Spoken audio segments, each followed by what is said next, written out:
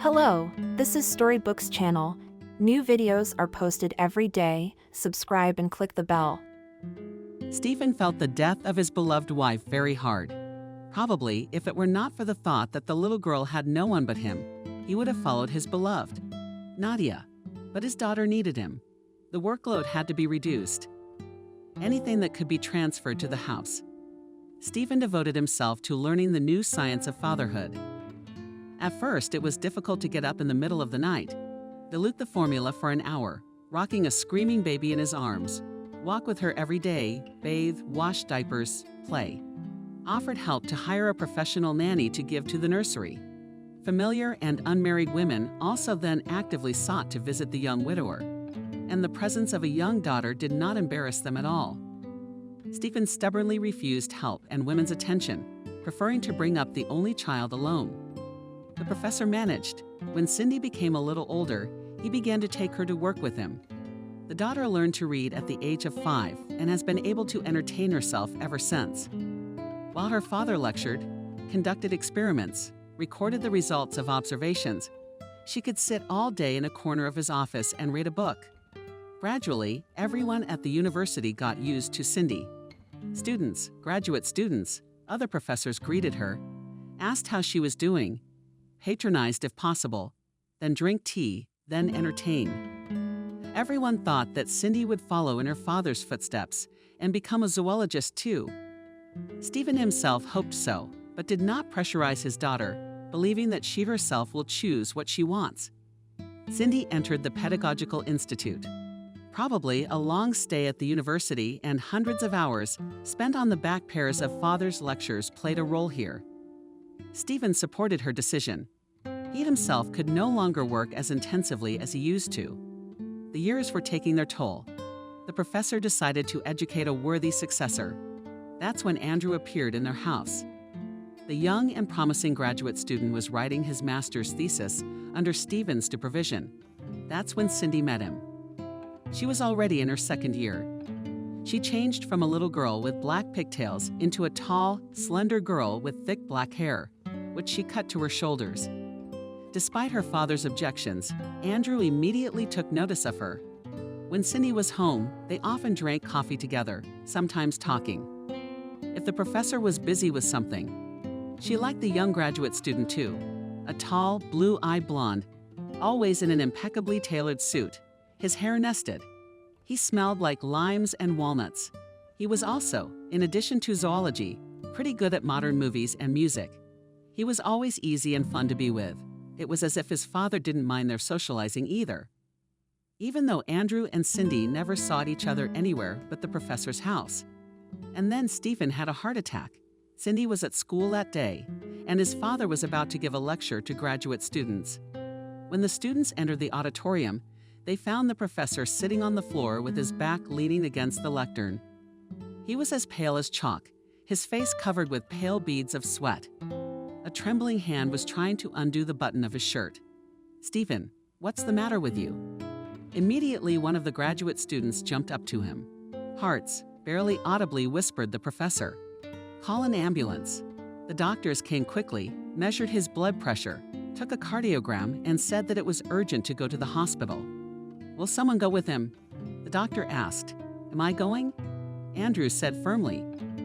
Right from the car, he called Cindy, who immediately rushed to the hospital. "How is he?" she asked when she saw Andrew in the emergency room. He shrugged his shoulders. "They haven't said anything yet. I'm waiting." Cindy was breathing frequently. I could see her shoulders going up and down, and her hands shaking as if she was about to cry. "He'll be fine," Andrew said confidently. Though the guy wasn't sure of it himself, he realized how important it was to comfort her now. He cautiously approached the girl and put his arm around her thin, implied shoulders. "Cindy, it's going to be okay," he repeated softly. She kicked, sobbing, and pressed herself against him with all her slim little body. "Andrew, I'm so afraid for him," quietly whispered Cindy. With one hand, he awkwardly stroked her black hair, and with the other, he lightly put his arm around her shoulders. They stood like that for several minutes, until at last a stern male voice sounded. "Who are Randolph's relatives?" Cindy sobbed and pulled away from Andrew's shoulder. "I'm Yoo-hoo." The daughter. And the daughter. Good. Then come with me. Well, she can come with you if she wants. I didn't start Andrew, but I hesitated when I saw the pleading look in Cindy's eyes. He realized how frightened she was to be alone now, so he took her hand, and together they followed the doctor. They were led down a long, narrow corridor, the walls of which were painted pale green from those walls, from the flashing lamps. Cindy was so uncomfortable she wanted to run away. She was terrified to think that now she would find out that her father was gone. Only Andrew, whose hand she clutched, gave her strength. Come in, the doctor said, ushering them into the office. There behind the desk, staring at the computer monitor, sat a heavyset, tired man in an old pale blue surgical suit. He looked up as Cindy and Andrew entered and waved his hand, indicating the 2 chairs in front of his desk. Cindy Randolph, he asked, catching a glimpse of Cindy and then staring back at the monitor. Yes, dry lips, the girl replied. Your father had a heart attack, the man said. Cindy sobbed, hula, and tears streamed down her face. What on earth are you? The doctor exclaimed in surprise and deftly motioned a packet of tissues to her. Cindy nodded gratefully and began to wipe her face hastily. The doctor continued. Fortunately, he was taken to the hospital in time. We put him on Stan. Stan what? Andrew asked. A Stan, repeated the doctor. Roughly speaking, it is a metal spring that is inserted through a small puncture in the arm and is guided to the heart by a conductor. This spring is inserted into a vessel that's been blocked. That's what caused the heart attack. He looked at Cindy and Andrew's faces and sighed. But you don't need to go into those details. The most important thing is that we've restored blood flow to the arteries that feed the hearts. Everything's fine now. Of course, he'll be in the hospital for a few days, but then you can take him back. Will he be able to continue working? Andrew asked. Cindy looked at him in surprise. That's what he was thinking now. Well, in time he probably will be able to, said the doctor. But it's too early to talk about that now. He would need to go through rehabilitation. The aspirant nodded, shook his lip, and wondered when he could see him. Asked Cindy. The doctor hesitated. Come tomorrow afternoon. It's good to bring him. Go to the nurse at the post. She will give you a list. Thank you very much. The doctor nodded. Have a good day. He stared at the monitor again, typing rapidly. Andrew gently touched Cindy's arm. They got up and left the office. Wait for me here, the boy said. He found the post and the nurse, took from her a list of things Stephen needed to bring tomorrow, and returned to Cindy. Let's go. I'll walk you home. In the cab, she snuggled against him, laid her head on his shoulder, and fell asleep. He put his arm gently around her shoulder. Come on, Cindy, here we are, Andrew said. When the car stopped, she lost her eyes frightened from the pellets from him. Sorry, I fell asleep. It's okay, let's go. It was dark and cold at home. Andrew turned on the light and put the kettle on. Cindy, looking around confusedly, as if she had not yet fully awakened without her father. The house was unaccustomedly quiet. As they drank tea, she imagined Andrew leaving now, and she would be alone in this huge house. The girl looked up at him several times, but not daring to speak, lowered her gaze. Are you all right? Andrew asked her. She shrugged her shoulders. I don't know, Cindy whispered. I still can't seem to believe it happened. He's actually going to be all right, Cindy cried. She hadn't realized she could cry so often before. I guess she just didn't have enough reason to, other than the death of her mom, which she didn't even remember. It was like there were no events in her life worth crying over. Simply because Daddy had always kept her safe from any kind of trouble. And now Daddy's life was hanging in the balance. She couldn't believe that everything was fine, and she would only be able to see him, talk to him, hold his hand tomorrow. And tonight, she'd have to spend the whole night alone. If you want, I'll stay with you tonight. Andrew suddenly said, I'll lie down on your sofa in the living room. Cindy looked up at him hopefully. Really, you will? Sure. Let's just lie down slowly. It's been a long day. We need to get some sleep. Even though it wasn't that late. After saying that, Cindy felt how tired she was. Go to sleep in the shower, Andrew told her affectionately. I'll do the dishes myself. She nodded and brought him bedding and towels. She herself went to the bathroom and stood under the hot shower until her whole body opened up, streaming, and it became impossible to breathe from the steam. But despite that, she felt better. Her body felt as if it had relaxed. Cindy barely made it to bed and fell asleep as soon as her head touched the pillow. After a few days, they were allowed to take Stephen out of the hospital. Though he seemed thinner and a little slower, he was trying to stay awake and smiling. Home at last, he exclaimed joyfully as he crossed the threshold. I had no more strength to eat this hospital porridge and soup. Now it's like eating all the fried potatoes. Yeah, of course, Cindy exclaimed sternly. They gave you a diet? I'm going to make sure you stick to it. And Andrew will help me.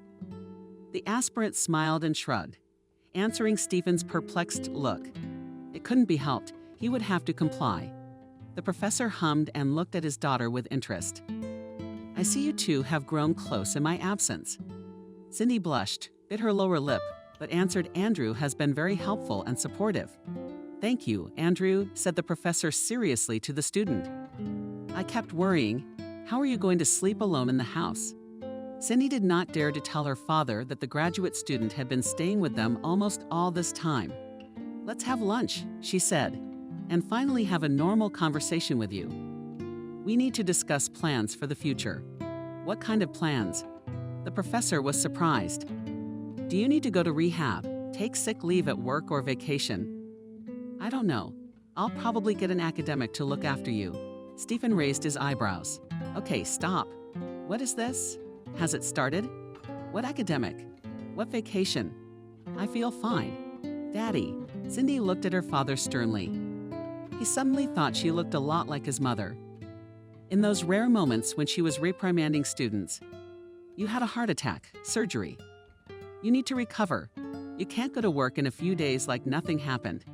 Dad sighed. All right, let's get this straight.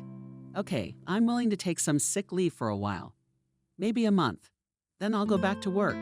But even with those sick days, I'm not going to stop working with Andrew. We've got a PhD to write. The defense is just around the corner. At that moment, the graduate student gave a sigh of relief. The professor continued, you do not go to any academy, continue your studies. That's all. Silence reigned in the house. All right, Cindy said at last, but you will take care of yourself. Father smiled at Boodoo. Andrew will look after me, won't he? He turned to the graduate student, who nodded gravely. Stephen was recovering quickly. His work seemed to be helping him. As he had promised his daughter, he reduced the number of working hours, left lectures, and work with Andrew. The latter, by the way, was practically living with them. He no longer concealed his attitude towards Cindy, and she too showed openly that she sympathized with Andrew. At first, Stephen pretended not to notice anything. He just watched his daughter and the graduate student, but after a while he chose a moment when Cindy was not at home and started talking to the student. What's going on with you and Cindy? Is it serious? Stephen looked carefully at the graduate student. He flinched in surprise and then drew an air noisily and deeply. But still he resolutely pursed his lips and looked at the professor. Yes, Professor, I like her very much. Cindy is the most wonderful girl I have ever met. And my intentions concerning her are very serious. The professor nodded contentedly. Do you want to marry her? Andrew sighed. Cindy wants to study. We haven't discussed our future much at all yet. Besides, she's worried about you and wasn't going to say anything at all until you recovered it. Why wouldn't she want to worry? But such worries are pleasant for me. The professor smiled, and Andrew imperceptibly exhaled in relief. So, are you going to marry Cindy? The aspirant, who had already decided that the unpleasant conversation was already over. He tensed up again. Yes, I plan to propose to her, he replied. When the right moment comes? Stephen nodded, as if he had expected such an answer. He stood up, walked over to a wooden cabinet, opened it, and took out a glass decanter of brown liquid and 2 clear, wide glasses. The professor poured about the thickness of a finger into each of the glasses and held out one of the containers to the graduate student. Andrew looked at the professor incredulously, but took the glass. It smelled of cognac. A colleague gave it to me for my anniversary, Stephen explained. a real one from Armenia. 7 years old, that's the one. In the corner, let's have a drink, Andrew. Stephen, I don't drink. Andrew, are you trying to get your PhD? The graduate student looked at him incredulously. It was impossible to understand whether the professor was joking at this moment, or he's dead serious. Just in case, Andrew added, "You're not allowed. Cindy will swear a little, but we won't tell. It's okay, we'll just throw it down and drink it." Andrew wrinkled his nose, but tried not to show it to the professor. "Okay, what we have for an appetizer?" The men made themselves a couple of sandwiches, then drank some more. "We need to get this wedding thing settled soon, Andrew. I may not have much time left. I wouldn't want to miss this moment in my daughter's life." Because of the soon-to-be-dead Pike, the graduate student's eyes reddened, glistening slightly. Widening his neck with pupils, he looked fearfully at his future father-in-law. "Professor, come on. Don't interrupt. Student. You're all right. Andrew, that's enough." The professor suddenly became very serious. He sat down on a chair and called Andrew to sit next to him too. "Yes, at first glance I'm fine," Stephen said calmly. "But the doctors told me that there will always be the possibility of another heart attack. And it's not a fact that I'll be lucky next time, and you can't predict when it will happen. It's impossible. Maybe I'll live quietly and peacefully for another 20 to 30 years, or maybe I'll be gone tomorrow." Andrew burst at the thought that Stephen might not be. He felt a little uncomfortable. "It's true. It's true, Andrew," the professor nodded. "That's why I'm having this conversation. Do you understand? Cindy has no one but me. I'd like to know that she'll be all right after I'm gone." Andrew pressed his lips together, sighed, and looked resolutely at his professor. "You can rest assured that I will not leave her behind. Of course, in light of these events, I am willing to reconsider my plans for marriage." "I take it you don't want Cindy to know about it." The professor sighed. "She doesn't want any unnecessary excitement. I'll talk to her myself, if you say so, Professor." Cindy was somewhat embarrassed when her father spoke to her about future marriages. Even though she guessed he was aware of her relationship with Andrew, it was still strange to think that he knew his little girl had grown up. It also seemed like she wasn't ready for marriage yet. "Do you love him?" her father asked bluntly. Cindy blushed, but looked firmly at Stephen and nodded. "Well, that settled the question. Dad, I'm only 20. Maybe it's too early to think about getting married." The professor grinned. "What does it matter what time to do it? If you love a man and want to be with him. Besides, I suggest you live here." Cindy raised her eyebrows in surprise. "Here, in our house." Dad smiled. "There's plenty of room for everyone, and you'll be more comfortable. And me. If you want, you can get your own place. If you don't, you can stay here." Cindy thought about it. The thing that frightened her most was the separation from her father. How would he be without her? What if something happened to him and she wasn't there? Perhaps staying in their family home would be the best option. "Why do you insist on getting married?" Cindy asked with a suspicious squint. "I've become suspicious," sighed my father. "Well, I'll be honest with you, I'm an old school man. You may think I'm conservative, but now that you have a young man, I'd like you and him to be serious." Cindy blushed, but nodded, accepting that explanation as satisfactory. The next day, Andrew proposed to her. Everything as it should be. Restaurant Kalina ring. "Is this about Dad?" Cindy asked him sternly, ignoring the curious looks of the other people at the tables. He smiled and shrugged. "He and I had a serious conversation, and I'm glad we did. I've been thinking about our relationship, and I really want us to get married and start living together." "Well, then I agree." They got married 3 months later, exactly 1 week after Andrew defended his PhD thesis. Stephen seemed even happier than the two newlyweds. The only time his face darkened was when Cindy, making the guest list, cautiously asked Dad, "My grandfather, he's still alive. Should we call him?" Stephen frowned. "I don't know, Cindy. I don't want to know. We won't call him. He's never seen you in his life, and he's had no part in your upbringing." Cindy was even a little frightened. She had never seen her father like this. A couple of times in her life, she had tried to talk about Grandpa and find out what had happened between them. But Daddy wouldn't tell her anything. Apart from that episode, the wedding preparations, though still a nerve-wracking experience, were remembered by Cindy as a very happy time. In fact, the first year after their wedding was the same. The newlyweds were quite uncomfortable in the big house. Andrew took a job in the pulpit under the patronage of Stephen. There he was settling in quite successfully and hoped to take up a professorship. Not in the near future, of course, but perhaps sometime in the future. 6 months later, Stephen signed the house over to Cindy. Despite the fact that outwardly he looked good and told everyone around him that he felt fine, in reality, the professor felt that he was slowly getting weaker every day. For simple habitual actions, he needed to spend more effort than before. It became not so easy to read lectures, scientific papers, and he himself almost did not study. Of course, he explained it by the fact that now there was Andrew young talent. Let him gain experience, and he professor, if anything, will prompt and help.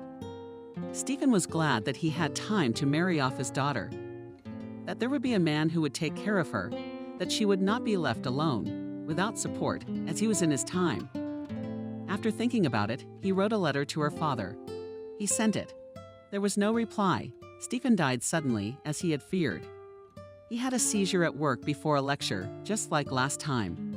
This time, however, there was no miracle. The infarction turned out to be too extensive, and despite the best efforts of the doctors, the professor died. When Cindy learned of her father's death, she for a long time could not believe that it was true. Even when the girl went to the hospital, to the last she hoped that there was a monstrous mistake, that now she would arrive. She would be invited into the office and said, "Cindy Randolph, I'm sorry, please, we mixed up. It's not your father died. Stephen is fine. You can go to his room." Moore and Andrew flew to another city that day for a conference and will not be able to return until tomorrow morning. Cindy felt completely helpless. It was frightening to be left without the support of both men at once. She was so accustomed to be near them, to feel that she was safely protected from all the troubles of this world. And now, all of a sudden, she was all alone. She wanted to just run home, crawl under the covers, and lie there waiting for her husband to return. But she couldn't do that. She had to pull herself together and start to act, talk to the doctors, sign the necessary documents, inform the institute, call her father's friends, and start organizing the funeral. She doesn't even remember how it lasted until her husband arrived. Everything happened as if in a dream. She was signing things, picking things up, calling someone, telling them that Daddy had died. She told them what had happened, responded to condolences, and never even cried once. Only the next morning, when she heard the key turning in the keyhole, she saw her husband coming into the house. She rushed toward him, hugged him as hard as she could, and sobbed. Cindy quietly said, "Andrew, Cindy, everything will be all right." After the professor's death, the atmosphere in their home slowly began to change. At first, Cindy attributed it to her depressed mood after her father's death. She realized that not only she felt bad, but also her husband, who was his main student. In addition, after Stephen's death, he had to take over some of his responsibilities. He began to stay late at work more often, coming home angry and upset. He often berated other employees of the department and institute of the Ministry of Education, who did not understand or appreciate him. He said that the salary of an employee of his level was ridiculous, that he would rather quit everything and go into business. Cindy tried to support him as best she could, even though her own condition left much to be desired. Sometimes she missed her father very much, especially here in this house, where everything reminded her of him. Sometimes she even wanted to offer her husband to sell the house and take an apartment in a new building in a new neighborhood, where they would start their life from scratch. But as soon as she began to think about it seriously, immediately she imagined leaving the house she remembered from her early childhood. On this wall, there are still the old pencil marks Papa used to mark her height. The ceiling in the kitchen has 3 strange, uneven stains that can't be cleaned. There she was making her first pie, which for some reason after she took it out of the oven, exploded, flying all over the kitchen. For the first second, she was afraid that Daddy would swear, but he only asked, "Are you okay?" And after her uncertain nod, he laughed and said, "Experimenter," she was all over her dad. She knew about this house and all she could walk through it with her eyes closed without fear of falling or tripping. And at the thought of having to leave her nest, Cindy felt sick to her stomach. But as time went on after her father's death, it didn't get any better. It seemed as if she and Andrew were growing apart. He seemed to be more and more absorbed in his work and less time with his wife. "We don't seem to be together much lately," Cindy once said to her husband. "Have we?" Andrew asked in surprise. "Hadn't you noticed? Think of the last time we went out together." The husband frowned and took off his glasses. He was giving a presentation today and wanted to run through the presentation before he left the house. And fighting with his wife didn't fit in with his plans at all. The quickest way to settle the matter was to agree with Cindy. "Let her hear what she wants to hear, dear," he said in a soft voice. "You're right, aren't you?" Cindy sighed.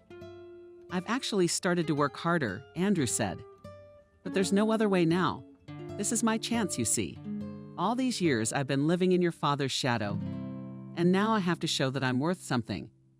You don't want me to be known only as the son-in-law of the famous Professor Randolph, to be thought I married you because you're his daughter." She went up to her husband, put her arms around him. "I'm sorry, of course, I understand that. It's hard for you right now." He hugged his wife back and sighed. "You have no idea how difficult it is for me. There's a report today. If I do well, there's a chance I'll get noticed." "Well then, good luck to you." She kissed her husband. "Thank you, darling, I have to go." He gently released himself from her embrace. "I'll try to make time to be together." "Thank you, darling." Yes, there was no scandal this time.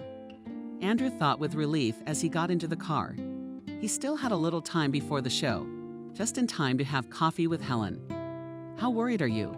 she asked after a long kiss, putting her hand on his knee and lightly engulfing it. He habitually glanced around. There was hardly anyone in the cafe, but caution still wouldn't hurt.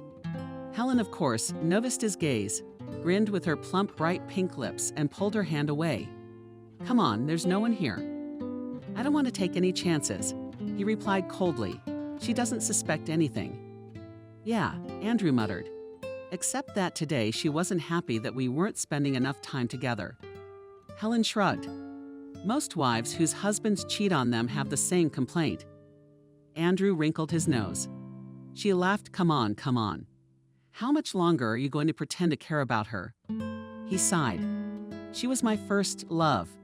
Even though it sounded past tense, Helen felt an unpleasant prick inside. She or her father, the famous professor who had helped you make your way into the world of big science, understood and could feel some sense of gratitude for them, perhaps even some kind of crush. So be it. Don't say that about her. Helen, please. She's only annoyance, shrugged her shoulders. I mean, darling, it's high time you admitted that you're bored with the professor's daughter, the gray mouse. She's my wife, Helen. You're not going to live with her for the rest of your life, are you? We've talked about this before, but nothing ever came of it. He looked away. Understand. What will happen to us even if I divorce her? I don't have a place of my own. Neither do you. Where will we live? She grinned. It's just a matter of waiting for the right opportunity. What are you talking about? Besides, she continued, you've been wanting to leave this lively university and go into business for a long time, haven't you? You need some initial capital. The girl smiled. Do you love me? Unexpectedly, she asked bluntly. Andrew frowned. You know the answer, don't you? It's not an answer. Well, yes, I do. Then just trust me. The girl smiled slyly. As soon as the right moment comes, we'll have everything. You'll get divorced, we'll get married. The house will be ours too. He sighed and pressed his fingers to his temple. Helen, what are you talking about? Trust me. If we both want to be together, we will be.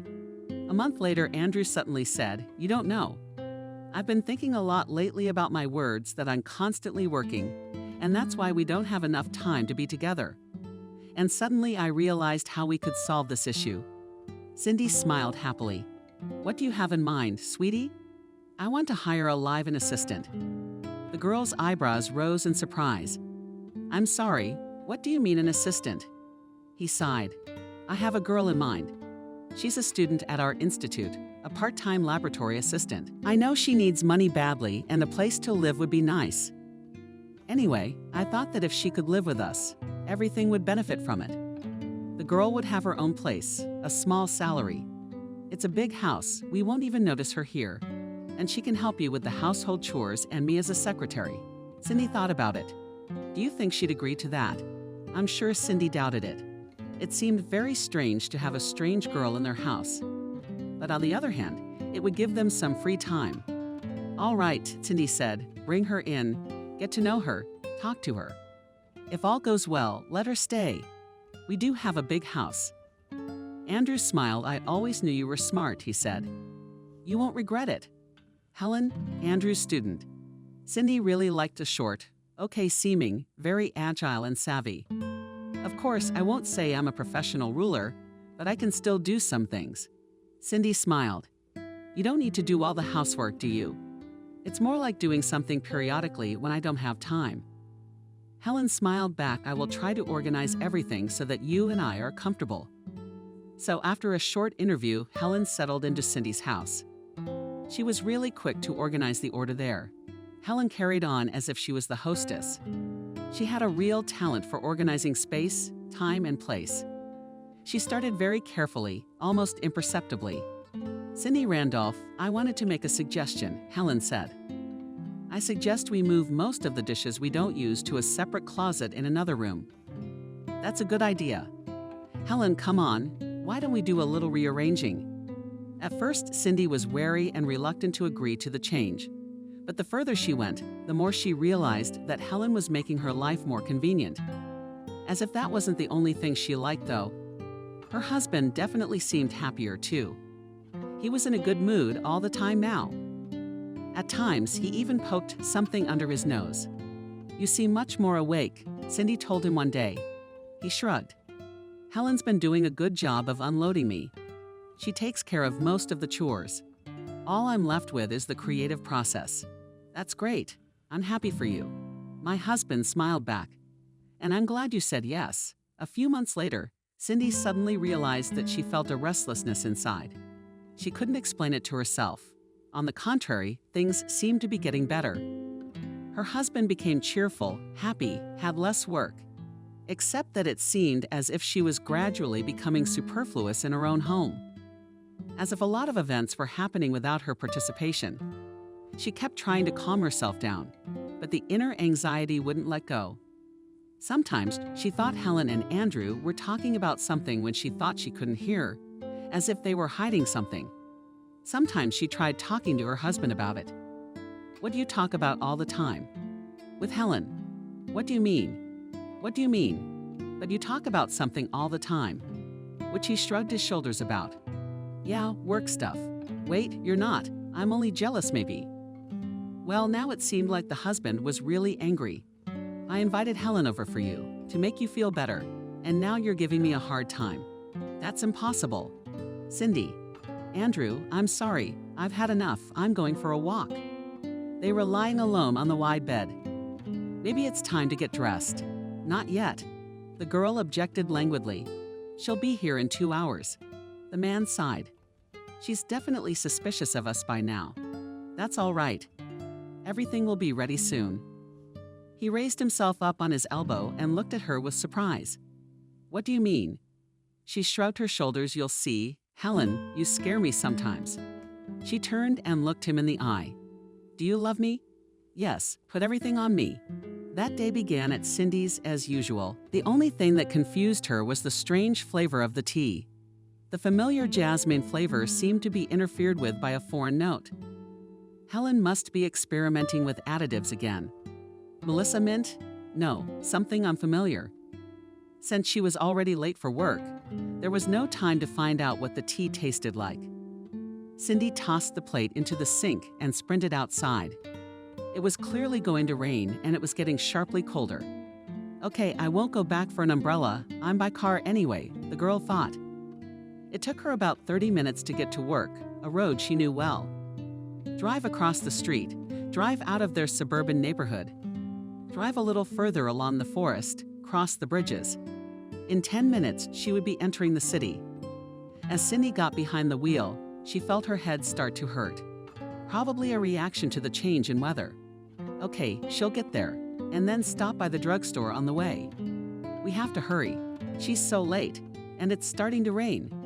She drove down a familiar street with difficulty, and at the exit of the neighborhood, she noticed black flies dancing in front of her eyes.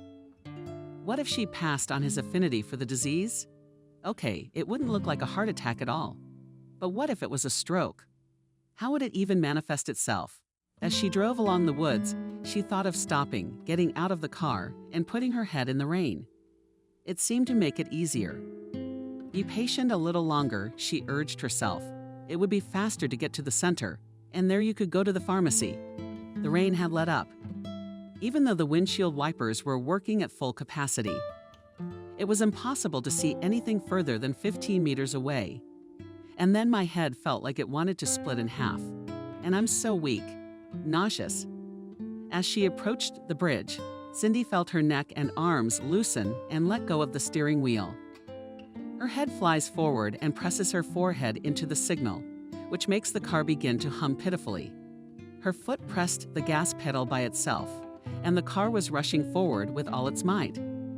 The first thing she felt was a terrible pain in her whole body.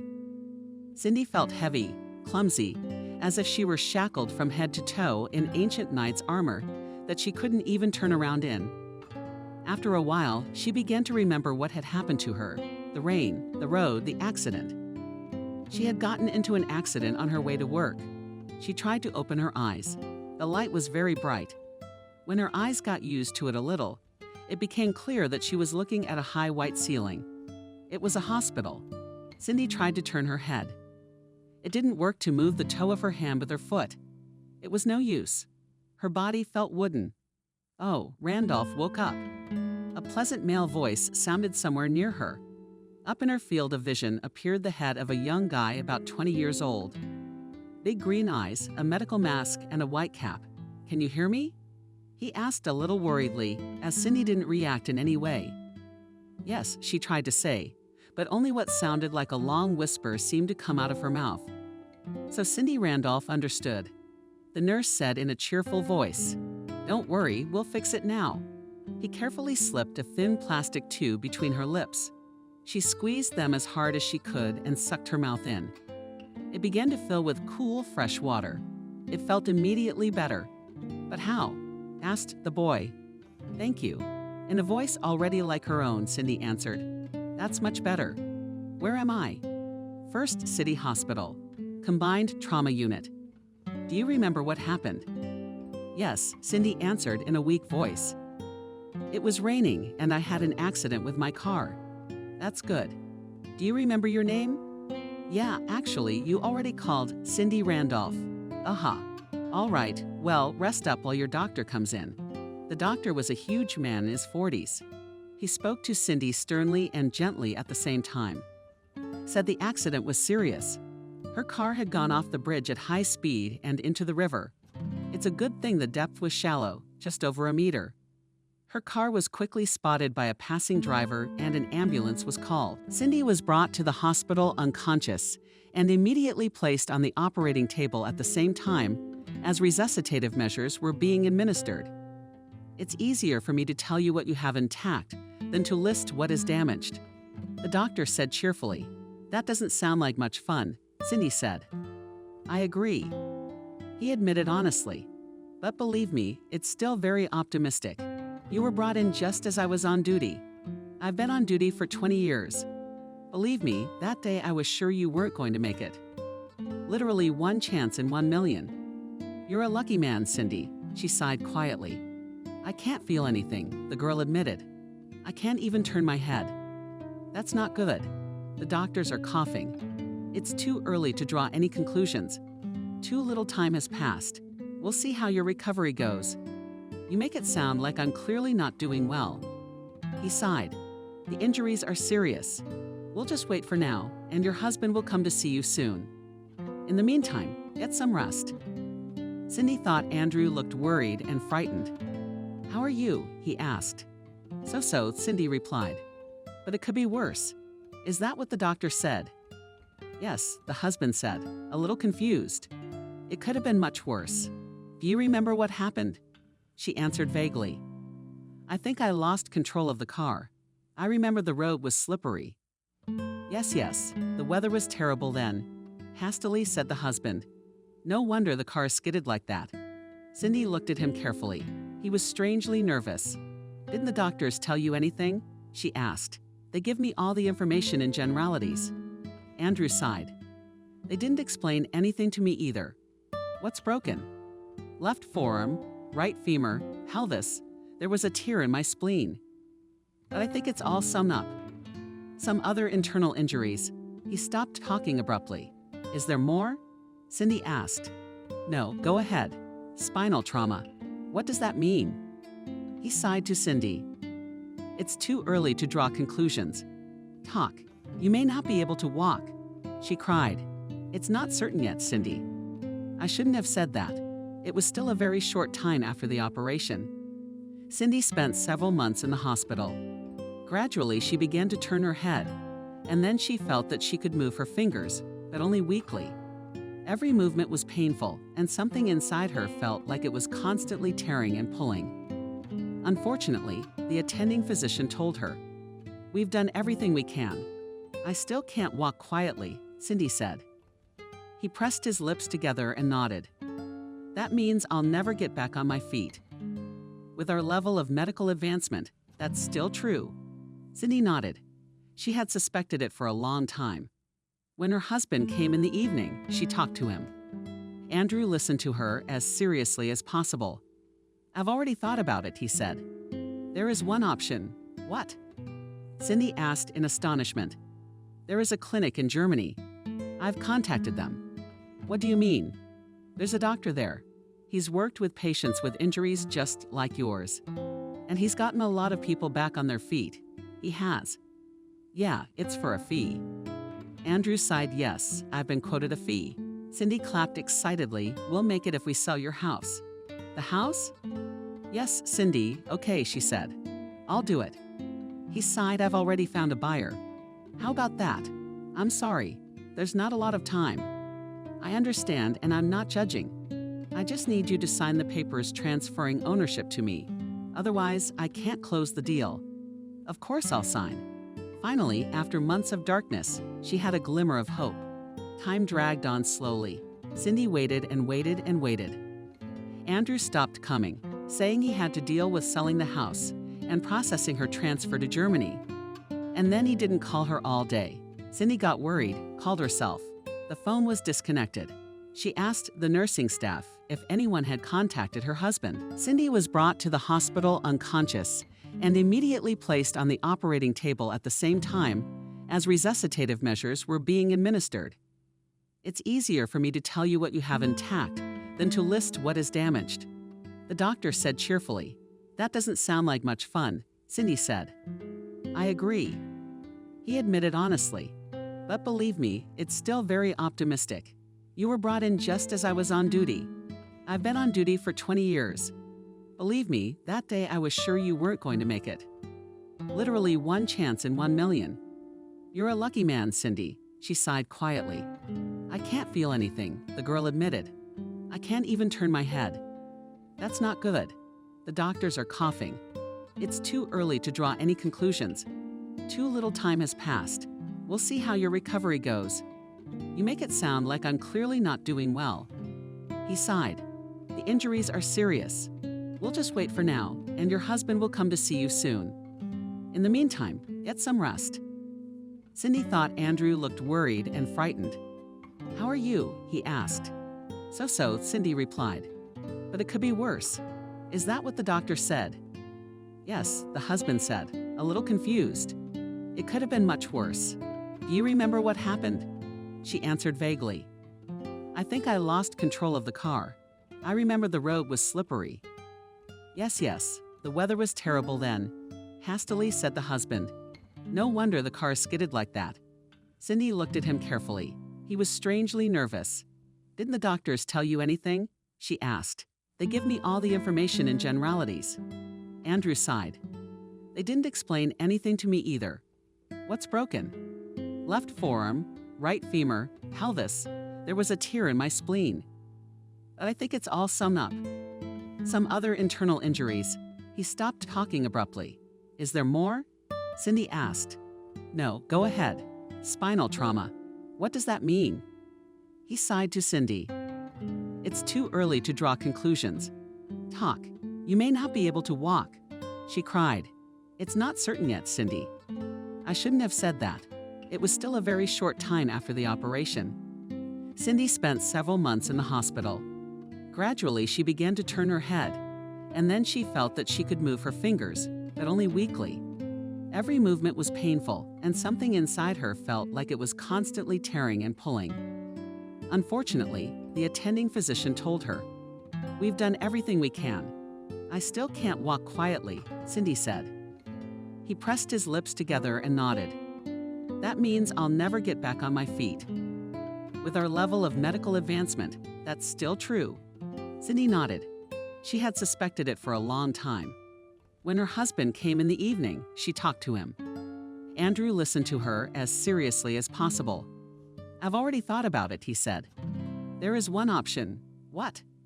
Cindy asked in astonishment. There is a clinic in Germany.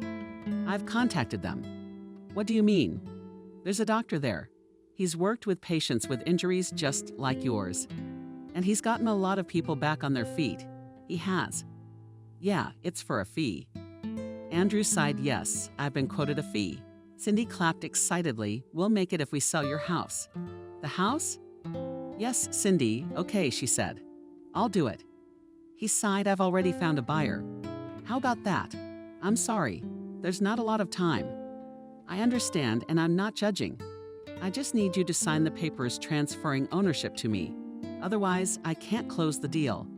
Of course I'll sign.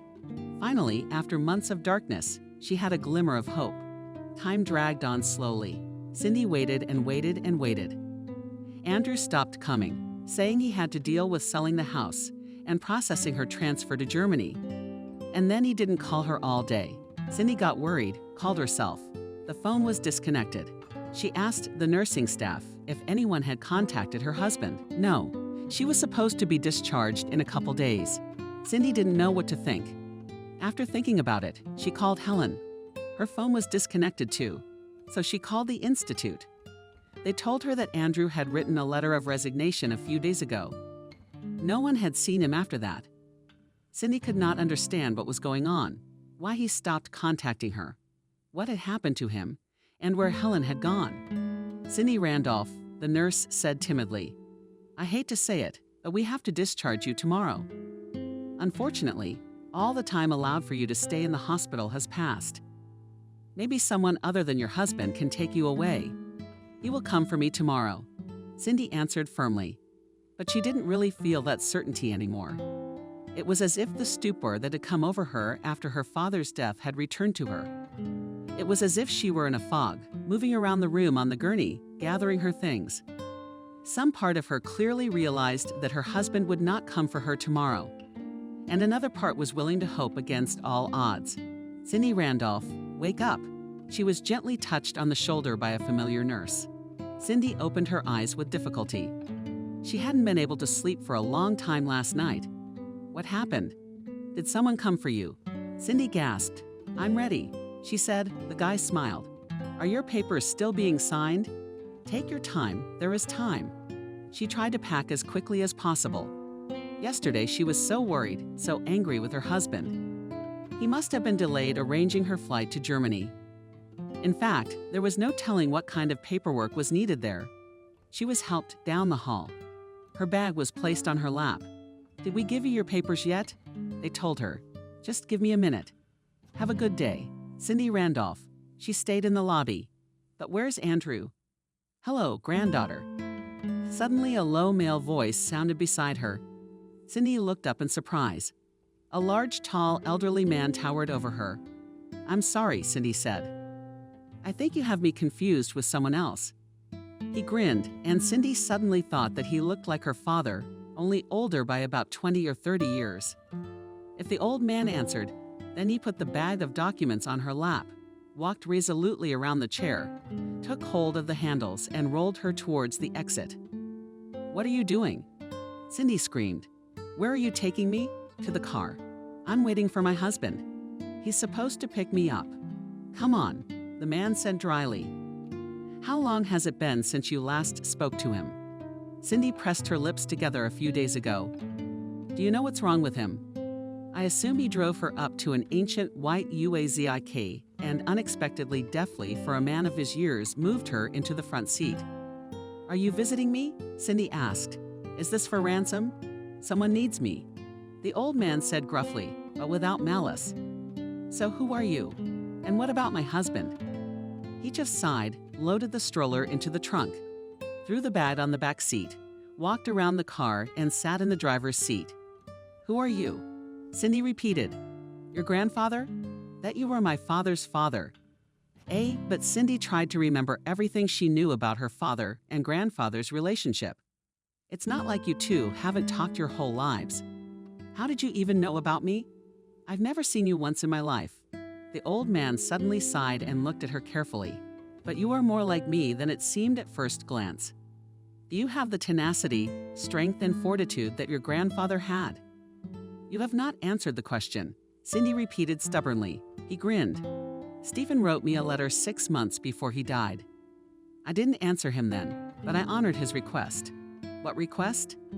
To keep an eye on you and help you wherever possible. As long as you were doing better or worse, I didn't interfere. You could have managed on your own, but now you're a granddaughter, in full, I'm sorry. Is that any other word you were expecting?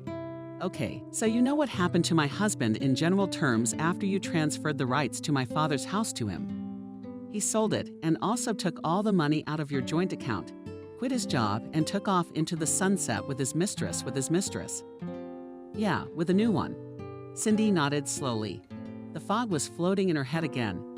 And I don't believe any of this is really happening. Grandpa sighed. Well, as long as we're on the road, you'll have plenty of time to get your head around it, he muttered. Where are we going? To my village, to your father's hometown. She didn't remember when she fell asleep. Big, strong arms carried her gently into the house and laid her on the wide bed. She slept soundly that night. The sleeplessness, anxiety, and fatigue of the previous days must have taken their toll. Cindy awoke quite late. The sun was already shining and birds were singing outside the open wooden window.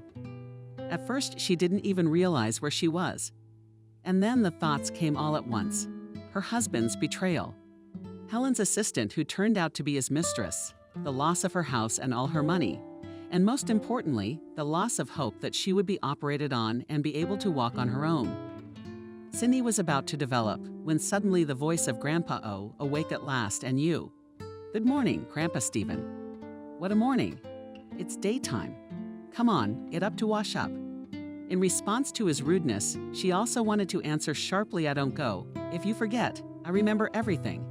He answered calmly, but don't think you'll be lying there staring at the ceiling all the time. You have to learn to maximize your self-care.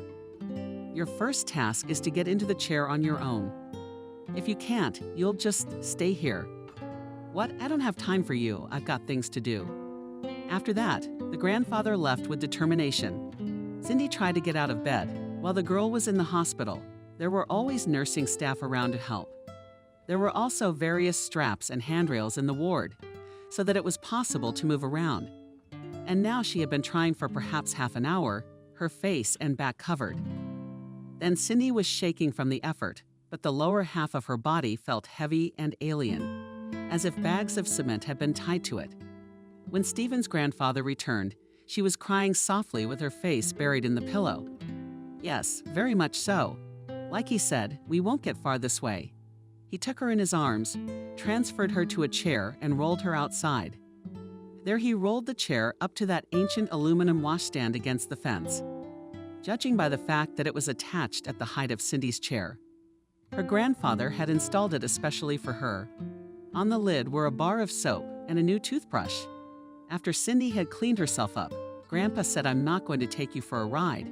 You need to exercise your arms. Come with me. He walked towards the big garden, and Cindy had no choice but to follow him. At the hospital, she had only ridden on the smooth floor of the corridor, and that took effort. Here on the ground and grass, it was triple the effort. But realizing that her grandfather would not help her anymore, She clenched her teeth and began to spin the wheels with zeal. By the time she got to the table, she was exhausted, her hands were shaking, and sticky streams of sweat ran down her back. I don't know what I'm used to in the city. Our food here is simple oatmeal with milk, 2 boiled eggs and tea. You gotta eat it all. She didn't mind. After breakfast, Cindy decided it was time to talk. So now I'm going to be staying with you somewhere. He seemed to flinch at the unfamiliar address. I don't think you have any other options. What happened with you and Dad? Why haven't you two talked in so many years? I don't want to talk about it. Cindy's grandfather frowned. You're my only relative, and I only saw you for the first time in my life now that I've lost my father, my husband, my house, all my money, and become an invalid. I wish I had some clarity in this life. Stephen shifted his bushy eyebrows and looked at his granddaughter carefully. She didn't look away. I was right after all, he said. Didn't you think so? You have our character, Randolph. It's a good thing you didn't change your name after marriage. Cindy shrugged. Daddy asked me to. And Andrew did whatever his favorite professor said. And I like our last name. Okay, nodded the grandfather. I'll tell you everything. Actually, the story will not be very long. Your father was not like me at all. You see, I'm a simple countryman, and he was always out of this world. He was fiddling with his little bundles instead of climbing on roofs and lighting fires with the boys. Sitting in the library, reading books. He always looked down on me and my mother as if we were a village, and he was a white bone who was thrown to us by mistake by another breed. Was that why you didn't like him? Cindy asked. Grandfather frowned. Yes, I did love him. An only child just didn't breed all that callow tenderness after all. Cindy remembered how her father had always been attentive and affectionate, how he had sat with her 24 hours a day when she was sick, how he had read her fairy tales and lost her wet sponge, how he had made sweet morsels himself, how he had taught her to ride a bicycle, how he had sat in the front row at all her school performances, how they had gone to the ice cream parlor at the end of each quarter. How much he must have missed that in his interactions with his own father. You're a very cold grandfather, Stepa, she said calmly. It's good that Dad didn't go into you. Grandfather grinned. Your father left us as soon as the opportunity arose. Yes, I can understand not having the warmest relationship with him, but I won't forgive him for your grandmother's mother. What happened to my grandmother? She loved him very much, longed for him. And when he left, I waited for letters, waited for him to come. But he forgot about us. Of course, he's in the city now. There he realized his dream, showed everyone how smart he is. Any other parent would be proud of a son like that. But you judged him and never supported him. Any other son would have respected his parents, Stephen argued. He was returning the favor you gave him. You don't know how we communicated. You haven't seen him in decades. I know him better than you do. The children, the granddaughter, looked at each other, glaring. He's the reason my wife, your grandmother, died. You're lying. She protected me from longing for him. I wrote him letters, begging him, one might even say, begging him to come. But he answered rarely and dryly, saying he had no time, work, studies. And then it was too late, she died. Dad said he went to her funeral. Yes, he came when there was nothing to be done. Did you have a big fight there? Yeah, I told him what I thought of him as a son. Said if it wasn't for him, maybe his mother would have lived longer. Some cruel grandfather. He said she died from living with me. That's when we stopped talking. The grandfather stopped talking. It was as if Cindy saw in his eyes an echo of past events. He was absorbed in memories of the past and had forgotten that she was sitting next to him. Did either of you try to make up afterward? No. I didn't know anything about him getting married, you being born. I used to think I never had a son. But you said he wrote to you? Yes. Shortly before he died, a huge, long letter telling me everything. That he had a wife who had died, that he had a grown daughter who had married, but also about himself, of course, that he was ill and could die at any moment. He asked me to look after me. Cindy felt tears about to roll from her eyes. How desperate was her father to turn to the man they hated so much? Somehow he looked out for me, kept an eye on me. Grandfather grinned. Well, sort of. I have students, former colleagues. They work in different fields now. Some of them have influential acquaintances. I asked them to find out how your life is going. And what did you find out? Stephen sighed. I didn't like your husband right away. Slippery, even though he pretended to be good for so many years. Hell in that. But you didn't interfere. Why should I? The old man shrugged. You, a grown-up girl, should sort out your own life. But now you've interfered. Yes, you decided you couldn't do it without me. Cindy lowered her eyes. What are we going to do next? But I'm personally going to get you back to normal. Which is what? Who and where you can look after yourself and preferably walk. Not hang on my neck, anyway. Cindy grinned the grandfather bitterly. It's impossible, she muttered. The doctors said it was my maximum. Andrew said there was a chance of an operation in Germany, but now I think he made it up. Grandpa nodded. Okay, let's say. What do you want to do? Live in Grandpa's house in the village. How long? A year, 2 years. You're still very young. Is that really how you want to spend your life? Tears rolled down Cindy's face. I don't have a choice. Yes, you do. I'll get you back on your feet. You're out of your mind. It's impossible. As long as you say that, it will be, Stephen said calmly. I've been doing this for years. What do I do to heal people? You're the village healer. Well, you can call it that. I'm an experienced man. I have many apprentices. I met one of them today. He will work with you under my supervision, of course. Stephen's apprentice's name was William. He was a young, tall guy, as strong and powerful as Cindy's grandfather. He seemed a little embarrassed by Cindy, looking at her with his big blue eyes a little frightened. You know what to do, said Stephen to the apprentice. He nodded and took Cindy deeper into the garden. There he spread a large blanket on the grass and helped her climb over. Let's start with a massage, he said a little worriedly. His large hands proved to be strong but gentle. He gently applied every muscle, every inch of her body. It hurts, Cindy said. He nodded. I'm sorry, but the pain is with you for a long time now. It's good that sensitivity has been preserved. Okay, if it helps, I'll bear with it. Hang in there, Cindy. The next few months were hell for her.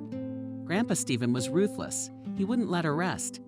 Yes, you can't work now, but you have to help me. You've been in hospital for so many months. They were up at 600 now. Cindy moved to the chair, went to wash up outside, then helped her grandfather prepare breakfast. Tut was already by this time coming back from a run and exercise. The first time she constantly burned against the stove was not very convenient to cook sitting down. But Grandpa Stephen kept insisting that she take over that duty. To fry eggs, it's not like chopping a cartload of firewood. So don't complain. I don't demand more of you than you can fulfill. Cindy stubbornly pressed her lips together, treated the burns, and continued to master cooking in her new uncomfortable position. In time, she noticed that it was easier to move around in the chair, her arms getting used to the strain. After breakfast, William came in. He and Cindy started their mornings with a massage that made their whole bodies burn. The massage was usually followed by exercises. Cindy worked her arms, her back, her chest. She tried working her legs too. She didn't feel them for a long time. Only 3 months later, during one of her workouts, her big toe suddenly twitched. Did you see that? Cindy shouted and grabbed William by the shoulder. He saw that her pupils had dilated, and now her normally green eyes seemed almost black. Sorry, Cindy, I didn't see it. With a trembling hand, she pointed to her foot with the big toe of her right foot. It moved. Did you see it now? I see it. That's good. Say don't be silent. That's good. William. It burst. He was ready to dance for joy himself now. You're doing a great job, he said gently. But you realize this is not the end of the road. There's more work to be done. Don't you agree? Cindy exclaimed eagerly. Now I'm sure I can do it all. I can do it. Her cheeks burned with excitement, and she suddenly laughed. For the first time in months, Grandpa Stephen didn't waste any time either. Sometimes Cindy wondered if he was anything like the average pensioner in the countryside. Not only that in his years he could give a head start to any young guy in terms of strength and agility, but he was constantly disappearing somewhere. He had a cell phone, which often someone called. Grandpa Stephen always answered and left the house without a word. Or if he and Cindy were doing something outside at the time, he'd walk away. "Who are you always talking to?" she asked. "I guess so. I don't give you enough to do. If you have the energy to think about my business, from tomorrow you'll have to do the laundry by hand." "No, there's Cindy, but the hardest part will be hanging. You've got practiced hands." I didn't take Cindy for curiosity anymore. "Are you still keeping tabs on Andrew and Helen?" she asked her grandfather once. "No," the man replied. "I know they've moved somewhere else, but I don't have any more information." Sometimes Cindy thought that the old man didn't tell her much about his past. But how could she know the truth if he didn't say anything? As William had promised, after Cindy moved her fingers for the first time, they had more work to do. Grandfather rejoiced at the news about the motor process and rearranged the training program. Even though Cindy realized he was doing everything he could to get her back on her feet, periodically she literally hated him. Stephen didn't understand words like pity and mercy. Sometimes she thought she saw something like sympathy in William's eyes, but she had never seen it in her grandfather's. It was as if he were transferring to his granddaughter all the pain and resentment he felt for her father. One day, in one of her rare moments of rest, Cindy decided to talk to William. "Tell me about yourself," she asked. "What exactly are you interested in, Maria? Let's just use the first name." "Well, just you. And then call me by your first name too." "Okay. How come you're my grandfather's apprentice, and what are you doing here?" "You're no ordinary country boy." William laughed. "That's what you think of me. All right, I'll tell you my story. I'm excited." He smiled again, and Cindy wondered how cute he was. When they're just talking like that, you guessed it. "I grew up in the city. We have a big family. We have 2 older brothers and 3 younger sisters." "Wow. Yeah, my mom raised the kids, supported us all. My dad worked day and night." "What's he like?" "He knows all about building houses. If you ever see our house, you'll go crazy. We invite you to visit." He nodded seriously. "When I was 10 years old, my father had an accident at the construction site. He fell from a great height. There was almost no chance that he would survive. But the doctors worked a miracle. My father was in the hospital for almost 6 months. He came out skinny, almost like a skeleton. He couldn't walk either." Cindy guessed, "Like me?" William smiled weakly. He couldn't feel anything below the neck at all, and he couldn't move. Mom had seen every doctor in town. Surgeons, traumatologists, neurosurgeons, chiropractors, neurologists, all of them just waved their hands. The guy sighed and looked off into the distance. "And then someone told us about Stephen's grandfather. My father was very skeptical, but my mother was ready to try everything. Anyway, they found the machine, came here, and he took it." William nodded. "Yes, he looked at it, touched it, said leave him and one of the boys to help me. For 3 months that boy was you. What you are. And what did you do all that time?" "I mostly helped around the house and watched Stephen.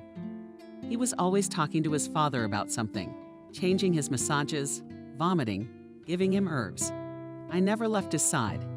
"And what?" William smiled. "My father is finishing a house for my sister and her husband." "You mean it's all thanks to my grandfather?" "Yeah, I saw it then and decided I wanted to be serious like that. I was so impressed when I was 10. Cindy, I realize you have a personal vendetta against him because of your father. But can't you see he's a genius? Look at your progress." She sighed and wiggled her toes. "Okay, I got you. I admit it. My grandfather is a fruitcake, but I can see the result. Anyway, I lived the life of an ordinary teenager, but I never lost touch with Stephen.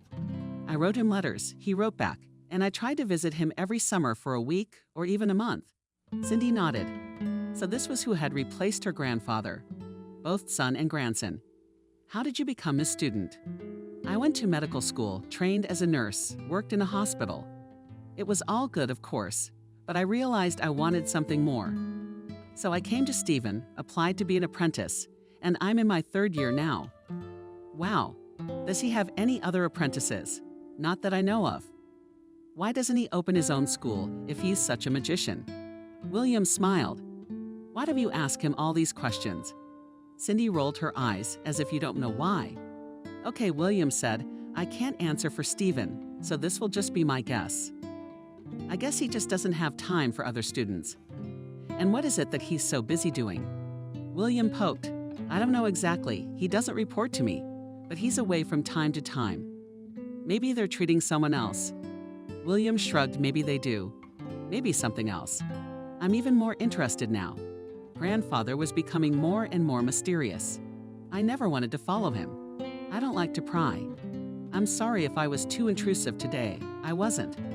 William reassured her. On the contrary, it's nice that you finally paid attention to me. Cindy blushed. I'm sorry. We spend so much time together. It's probably high time I knew more about you. He shrugged. Come on, I'm just sort of your doctor. No doctor would have put so much effort into getting me back on my feet, she argued. And how many of my complaints have you listened to? Whining, crying, tantrums? Terrible. Now I remember, and I'm ashamed of myself. I guess you're the kind of people who are disappointed in their work. William looked her carefully in the eye. Cindy, you are the strongest and bravest person I know. I'm sometimes amazed at how so much strength and character can fit into such a small, fragile girl. Noticing her skeptical look, he added, I'm serious. You never set your mind, and without backing down, you do through the pain. Finish every task no matter how hard it is for you. You've made a huge difference. Cindy smiled sadly. I guess putting up with it and doing what my only talents tell me to do. And also turning a blind eye to the secrets of the men around me. I take it we're going to learn a little about you now. Sorry, I got carried away. No, go on. I'm very interested. Really, he nodded. Of course you are. You're not the only one who wants to know more about the man you spend so much time with. Cindy looked at him incredulously and asked Grandfather, hadn't I told you in general terms that I had a husband who cheated and stole from me? Running off with a mistress I thought was almost a friend, but something like that. But maybe you have your own version? No, it's pretty much the same thing. All I can say is that what happened was my fault. I was growing my dad's flower, which lives in a greenhouse, protecting mine from the slightest temperature fluctuations. And when Daddy was gone, I didn't know how to live. This life was completely dependent on my father, then on my husband. Now my grandfather. It's a weird trend. Well, it's only temporary. You think so? I'm sure. William nodded. Have you thought about how you'll live when you become? Cindy shrugged. To be honest, when we first started practicing, I didn't believe in it. In being able to walk, yes. Do you believe it now? I do. But I haven't thought about the future yet. I've got nothing, no job, no place to live, no money. I live here at the mercy of my grandfather. Think about the future, Cindy. It's time. After talking to William, Cindy began to think about her life. She was actually getting stronger and stronger. Every day her muscles were obeying her more and more. The day came when she was able to get out of her chair and start walking. At first, it was just a little bit of walking. So that's what you're pumping my arms and back like that for, said Cindy, resting all her weight on the metal handles. How long do I have to wait for you? Cindy said, glowering at her grandfather. Cindy smiled. His sarcasm and cynicism hadn't hurt her so much lately. Were you going somewhere today? She asked. None of your business. I asked if you were going into town. Cindy asked. I need to do some shopping there. Wow, he never admitted whether he went to town or not. That's clever, Grandpa. I can't say. So Stephen continued. Take William, go and get what you need. Cindy blushed. I'm on the move as fast as I can move, and I can barely move. So what? Is everyone going to stare at me? The grandfather sighed, rolled his eyes, walked over to his granddaughter and looked at her. Seriously, Cindy, are you still interested in other people's opinions? You've come such a long way in a few months from a helpless vegetable to practically standing on your own 2 feet, and you're thinking about someone looking at you sideways. Cindy, you had your shoulders back and looked your grandfather straight in the eye. Thank you. Suddenly she said, You're right. I don't care how anyone looks at me. He nodded with satisfaction. That's where I'll recognize the Romanov breed. Good idea about the city. It's about time you had a break. and tea with 2 men. Will likes the idea too. Really, why didn't I think of that? You should try your hand in a city setting. It was a long drive into town, and all the while Cindy was filled with a strange excitement. Where are we going? William asked her. Well, first we'll stop at a pawn shop. Wow, you're going to rob? No, I need to sell something to make some money. William coughed embarrassingly. Actually, Stephen has earmarked the money for your expenses. Cindy smiled. That's nice of him, but I have my own. Take it to the pawn shop. She refused to let him go with her. It was scary and hard to get out of the car by herself and slowly breast the street, shifting the walker in front of her. But at that moment, Cindy suddenly remembered her father, how he, a mere boy, had come from the countryside to the city at 17 and entered the university to become the youngest professor. And she just needed to take a few steps, ignoring the curious stares of passers-by, and hand over her earrings to a pawn shop. By the way, it turned out to be not so difficult. She even seemed to be lucky. The seller looked at her with some sympathy and offered more for the earrings than she had bargained for. But the transaction went well. William asked when she got back into the car. Cindy nodded cheerfully. More than that. Where to now? Anywhere. Where can I buy a laptop? I also have a question. Does our village have internet? Of course we do, but great. Then we're definitely buying a laptop. Cindy was quick. I needed a simple but reliable model. Tell us what you want from it and we'll pick it up, the salesman asked. I don't have a lot of requirements, Cindy replied. I want it to have good network reception. I'll also be typing on it. Maybe I'll use it for video conferencing. That's about it. Well, then you'll be fine with this one. Then he and Vova went to a few more places. There's a group of vitamins that are hard to get from food. And you need to recover now, so we'll buy them. I have money now. I want to pay for it myself. William shook his head. I got a serious instruction on that from your grandfather. He said until you start earning money, you can't take money from him under any circumstances. All right, I'll talk to him. The young men drove back in silence. But already near the house, William asked, what were you doing with the laptop? Cindy smiled slyly. Let it be my secret for now. What do you say? Re-entering the social world was like learning to walk all over again. She seemed to be making progress. She's been getting pretty handy with the walker. And in the last week, she started to move on her own, but not for long distances, holding on to furniture, but still. Soon you'll start running, said Grandpa Stephen. Your legs are like matchsticks. Thank you for the compliment, replied the granddaughter. Only such cans as you have, I also do not want. Grandfather lifted his leg, looking at his caviar. You for a lifetime and half of them, so do not pump them up. Along with learning to walk, Cindy began to relearn those very social skills. She texted the girl she socialized with the most at her old job. Tanya immediately suggested a call. Oh, Cindy, it's been a long time. It's been a long time. Costs. It cost Cindy to pick up the phone. We all went crazy when you disappeared. Then word got out about the accident, that you almost died. Cindy smiled sadly. It had been a while. But I'm recovering now. Yeah, Tanya continued. And then I didn't hear from you at all. So you probably don't know anything about me either? I don't know. I left the school where we worked and now I'm self-employed. I started my own online school. And it's not wrong to say you called me for a reason. You guessed it, Cindy said. I'm in the midst of a bit of a recovery and I want to get back to work. So far, unfortunately, I'm only going to be able to get it removed. Maybe you have some ideas. I do. I'm just short on people, especially with your skills. And by the way, a remote format would be fine. You think I can handle that? Of course you do.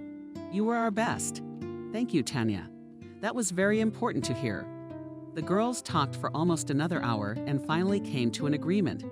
The following week, Cindy started work.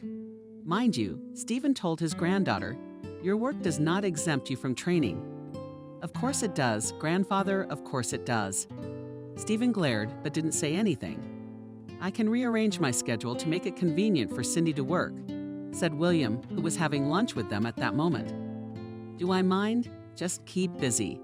Do you like shoveling snow? Cindy asked William. What? He looked up. His cheeks were drooping, his hair sticking out from under his hat, sticking to his temple. Cindy even stopped working for love for a while. How coherently and easily he swung the shovel, clearing the path to the house. Do you like shoveling snow? The girl repeated. William shrugged his shoulders. Well, it's a great workload. And it's not just for me. By the way, it's good for you too. And Stephen gave a clear assignment that by the time he arrived, all the snow should be cleared. Okay, sighed Cindy. In honor of the coming new year, I won't argue with you. Grandpa returned after lunch, as usual, without saying a word about where he had been or what he had been doing. But we'll have guests with lots of bags. Cindy asked in surprise. No, of course not. What a question. Then why is there enough food for a whole company? Cindy looked through the contents of the bag, and her amazement grew. Grandpa, did you rob a deli? Champagne, pineapple, red caviar, trout, 4 kinds of cheese, turkey. That's enough for 3 of us for a month. Give me a break, woman, I brought it all. Your job is to unpack and set the table and keep your mouth shut. William was already doing that. After all, he'd known the teacher for years. Is the bathhouse ready? Yes, Stephen? Right, I'm off. You two get on with your business. Cindy and William started setting the table. Where did he get all that money? Cindy asked. It's like 4 average people's pensions. I don't know, but I'm sure it has something to do with his absences. He probably kills to order, Cindy said thoughtfully. I don't have any other theories yet. William laughed. I'm sure it's legitimate. But you'd better ask him yourself. I think I'll hold off. He'll make me run circles around the house until New Year's Eve. By the time Grandpa came back from the bath, the table was already set. Why isn't the TV on yet? Stephen asked harshly. Cindy obediently reached for the remote control to turn on a movie. Who needs it? Cindy raised her eyebrows in surprise. At least she and her grandfather were on the same page. What do you want then? We have a subscription to 3 theaters. Pick a good movie. What do you say, Grandpa? It was strange to sit at the table with people she didn't even know a year ago.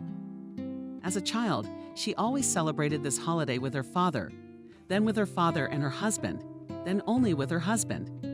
And now it was Grandpa Stephen, stern and mysterious, who either despised her or hated her, and William Cindy looked at him intently. He was watching a movie passionately, and a piece of red fish was frozen on his fork. Cindy smiled. She liked it so much that he had this tremendous strength and a childlike enthusiasm and spontaneity about him. Sometimes she caught herself thinking that she liked William very much. Then she began to wonder if he liked her. And then she scolded herself for thinking that. Had she not been burned enough, why seek new adventures? Or maybe it shows that she cannot live alone without a man? Maybe she's so weak that she needs someone to be there for her. Well, suddenly Grandpa interrupted the silence. It's time for the toasts, and I'll begin. Cindy and William looked at him in surprise. Stephen nonchalantly continued, This has been an unusual year for me. I'm not prone to sentimentality, but it was nice to meet my own granddaughter. He looked Cindy straight in the eye. You are an amazing girl. When I praise you, which I rarely do, I only mention that you have our blood in you. Randolph. However, I'm not always the stubborn old fool I try to appear to be. I see that my son has brought you up beautifully. At this point, the girl suddenly thought that the old man's eyes glistened. I know that he and I have both been terribly foolish and have let resentment get the better of us for too many years. I'm grateful to your father for taking the first step in writing me that letter. I wish I had never made up my mind to see my son while he was still alive. But it's better late to admit your mistakes than never. Grandfather. Cindy stood up, walked over, and hugged him tightly. Grandfather smelled of birch leaves and grass. May you be embarrassed, he replied, but he hugged her back too. Cindy even thought he kissed her on the top of her head. After a few seconds, Stephen gently pulled away and sat up. I'm very happy to have you in my life, Cindy, and I want you to know that you can stay in my house as long as you want. Thank you, Grandpa. Cindy stood up, champagne glass in hand. Since it's time for a toast, it's logical for me to say something in return. I won't be original. If I remind you that you saved my life and gave me the strength and sense to go on living. You are my nearest and dearest people now. Without you, I would definitely be dead or dying now on the street or in some hospice." The man at the table frowned. Cindy smiled. "Thanks to you, I'm happier than I've ever been in my life. I like practicing. I like listening to Grandpa Steppa's jokes. I felt good today just sitting with Vova and setting the table." They had a drink, then William stood up. "Well, now me. I guess, compared to you, I've probably had the least changes. I haven't made any new relatives, but I hope I've made a good friend." He looked at Cindy. "I'm grateful for your kind words. I hope your life will only get better from here." "But that's enough snot," shouted the grandfather. "Happy New Year! Happy New Year! Happy New Year!" Then they went outside. William and Stephen set up a huge firecracker in the snow and lit it. Tall columns of red, yellow, green, blue, and white sparks flew out of it. Cindy looked at them, smiled, and thought what an amazing future awaited her with these amazing people. But how long will it be? Andrew sighed how he hated his wife's voice. How could he have liked her before? Though perhaps it was the tone of voice she used to speak to Helen and look at him differently. And she used to speak in a languid, breathy way. Now she was always dissatisfied with everything, and it always seemed like the more he gave her, the more she asked for. They'd gotten good money for the sale of the professor's house, plus what was in the bank account. He invested it all in the business. Things were going well. Shortly after the wedding, she and Helen moved into the apartment they had just bought. It was in the most expensive and fashionable area of the city, with a new renovation. Helen was as excited as a child at the time. "Kodak, look at the view from the window." He smiled, nodded, looked at her condescendingly. "Baby, this is just the beginning. What are the ceilings like?" "Kitty." Helen laughed, ran up to him, kissed him. He grabbed her and surrounded her. "What are you doing?" "Stop it." Yes, they had a very good time at first. Of course, sometimes he thought about Cindy. Then he'd get a little tight inside. Where is she? What's wrong with her? Maybe she's still in the hospital. No, I don't think so. But she's got no one and nothing. No home, no money, no relatives. What do you think is wrong with Cindy now? He asked Lena once. She shrugged her shoulders. She's probably in some hospice. Maybe she even caught pneumonia and died there. Andrew looked at her face. His wife looked completely calm. Don't you feel sorry for her? Helen poked and looked at him with surprise. What is it suddenly with you? You knew everything from the beginning, and you agreed to it yourself. Andrew shrugged awkwardly. Well, yes, I just don't know. I can imagine how she is now without everything. It's her own fault. Helen cut him off harshly. You can't be like that. Knave fools. She suddenly sat up on the bed, took her husband by the chin, forcing him to look into Kodak's eyes. There are two kinds of people in the world. Those like her, everything comes easy and simple. And those like you and me have to fight for everything. And that's just justice. Yeah, you're right. He tried not to think about his ex-wife. Sometimes it worked, sometimes it didn't. Focused on business. Money was a distraction, but not for long. New car, expensive watches, suits. He rejoiced in it, but the euphoria grew shorter and shorter after each purchase. Then he began to notice the same with his wife. At first she was pleased with the gifts. She came from a poor family. Helen's only values were youth, beauty, and adaptability. The rest she received at the expense of his money status. New rich girlfriend's pleasure. Sometimes Andrew even pitied her. At some moments in her broke through this poor, not before affectionate girl from the province, who desperately wanted a good life. In him it caused both pity and rejection. In general, she began to irritate him often. Always dissatisfied, always wanting something more. But as if she did not know what to fill the inner void. Lately we've become strangers to each other, Andrew said to wife. She only poked at him contemptuously. Is there something you want to say? Andrew drained himself, but answered maybe we should get a divorce. She turned sharply toward him. It was as if her eyes even lit up. Did you have someone else? No, of course not. What makes you think that? Look at me. She jumped up, walked over to him, and looked him in the eye with hatred. Try to talk about divorce again, and I'll have you sitting on your ass. Helen smiled evilly. You think your wife just had an accident for no reason. He turned pale. It was raining, the road was slippery. And there's a dangerous section on the bridge, he muttered. Helen laughed. How like a witch was she at that moment? Evil, ugly, and very dangerous. Don't lie to me, and above all, don't lie to yourself. You've always known that this accident wasn't just an accident, and believe me, I can prove that you set it up. The expression on her face changed dramatically. Big round eyes, implied lips. She seemed about to cry. Now she reminded him of that young girl he'd fallen in love with years ago. I swear I knew nothing, Helen said in a trembling voice. I was so young then, stupid. I fell madly in love with him. Andrew offered to live in his house as an assistant so we could spend more time together. Her long, fluffy eyelashes fluttered, and small, shiny tears rolled down her cheeks. He promised he'd tell Cindy Randolph and divorce her soon. And then she began to guess something. Soon there was this terrible accident. I never thought my lover had anything to do with it. So the Helen actress poked and then continued in the same pitiful voice. And then he said we had to leave. He had money from somewhere. I asked about Cindy.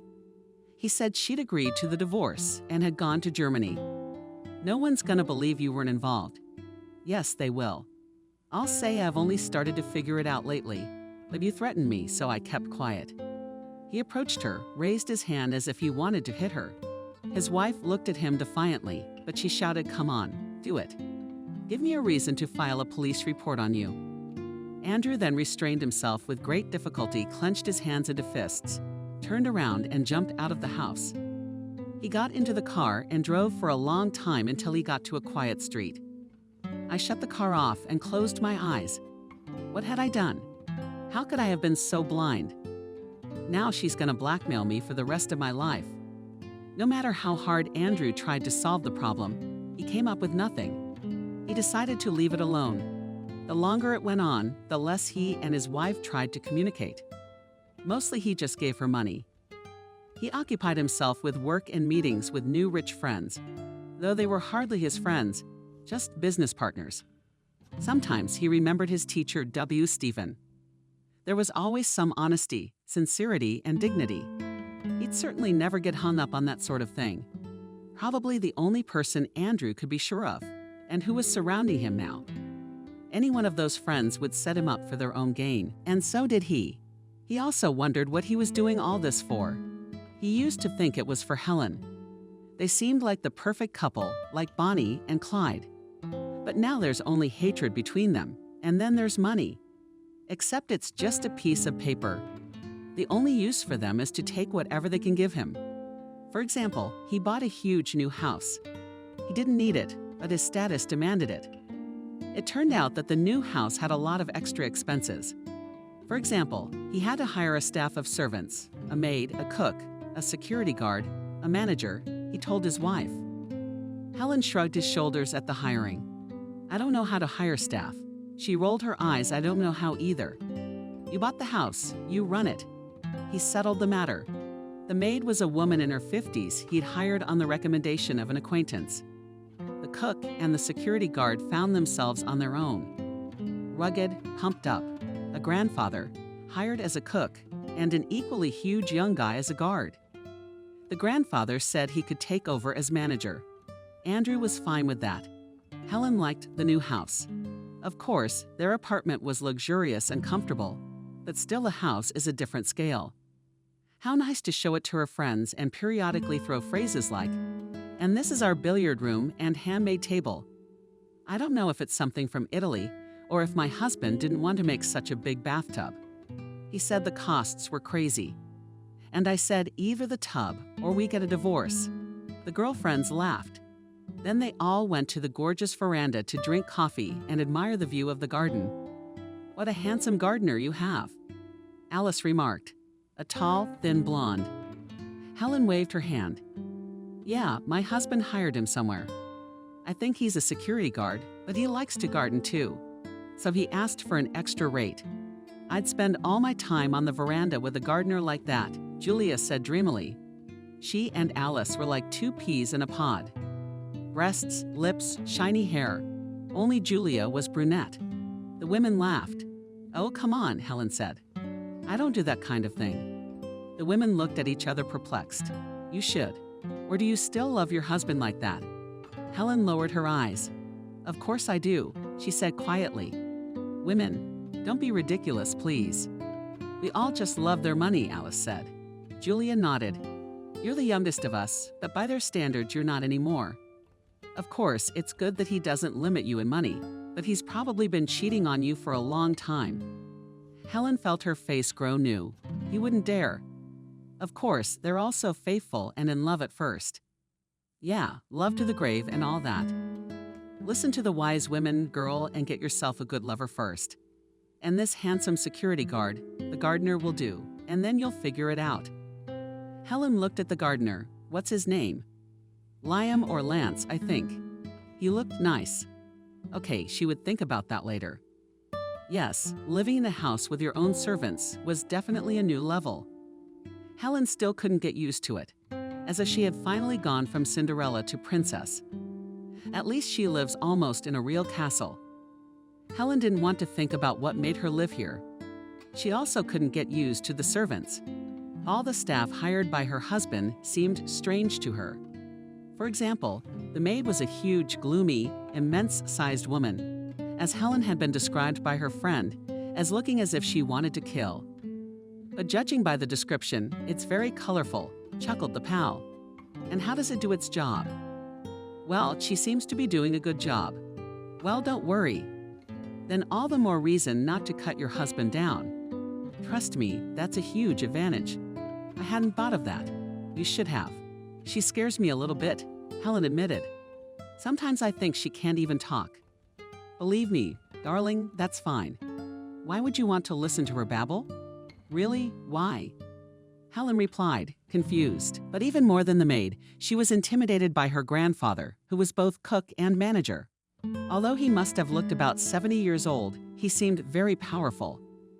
Sometimes Helen felt as if he was living through her with his gaze, as if he could read her mind. His cooking was unparalleled, though. It was quite unclear what spices the old cook used. The flavor of most of the dishes seemed unfamiliar, but it was delicious. He was a good manager, too. After a while, Helen began to notice strange things. For example, one morning she smelled jasmine in the house. She hated jasmine, but it was for a simple reason. Cindy Randolph loved jasmine tea. Her perfume had a hint of jasmine in it. Even the air freshener in the restroom had a jasmine scent. Every morning, Helen would make her mistress that hated tea, although she had no negative feelings towards jasmine before. But after what happened, every time she smelled the notes of jasmine, the image of her husband's first wife came into her mind. Even in her mind, she called her Cindy Randolph, always so airy and innocent, out of this world. She'd go out on the veranda in the morning, put on her white lace dress, ask Helen to make jasmine tea, and turn on the gramophone. And more often than not, the same record. The late professor had collected them all his life, and his daughter would listen to them periodically. How did this annoy Helen? Why was she so stupid and unaware of the world? Everything came so easily. Her father had provided everything, then handed it over to her husband to take care of. She didn't even have to work, but she, Helen, had to get everything on her own. Her father was an alcoholic, her mother a cleaner. They were always short of money. Helen went to all sorts of lengths to look her best.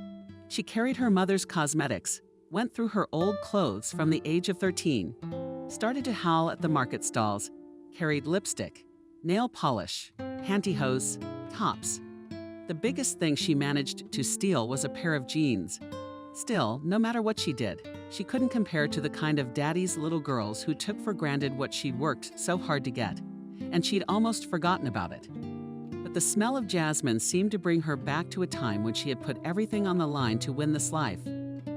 Helen paced around the house, trying to find the source. It was hardly a perfume. The only other woman besides her in the house is the maid. She doesn't seem to use anything at all. Freshening air is also unlikely, but it's worth checking, or maybe it's something from the cleaning products. Tell me, Helen asked the maid, do we have anything at home that smells like jasmine and cleaning products or freshen the hive. It's just that I'm allergic to it. No, Helen, she replied sternly. All allergen and odorless scented candles and sticks.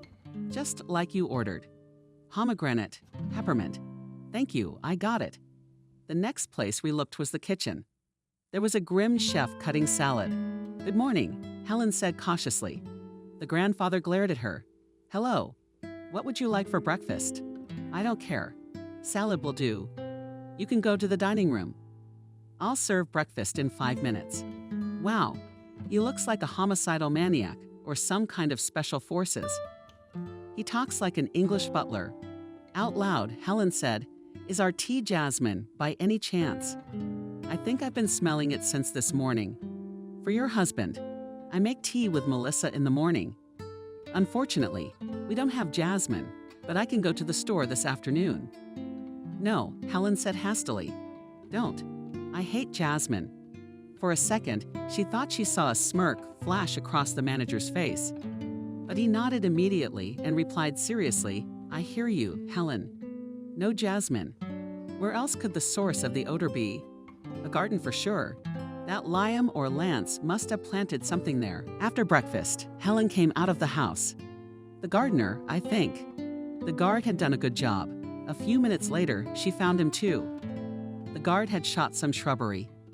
Hello, Helen called out to him. He turned around, handsome, tall, and strong. Andrew has been recognizing Andrew a lot lately. It's been a long time since we've been together. 3 months, probably. What am I thinking? The guard looked at her defiantly. Helen, is there something you wanted to ask me? Yes, she answered confusedly. Did you plant jasmine here by any chance? Jasmine? He seemed genuinely surprised. Yes, I smelled it this morning. I can't quite put my finger on it. The guard shook his head. Sorry, it wasn't me.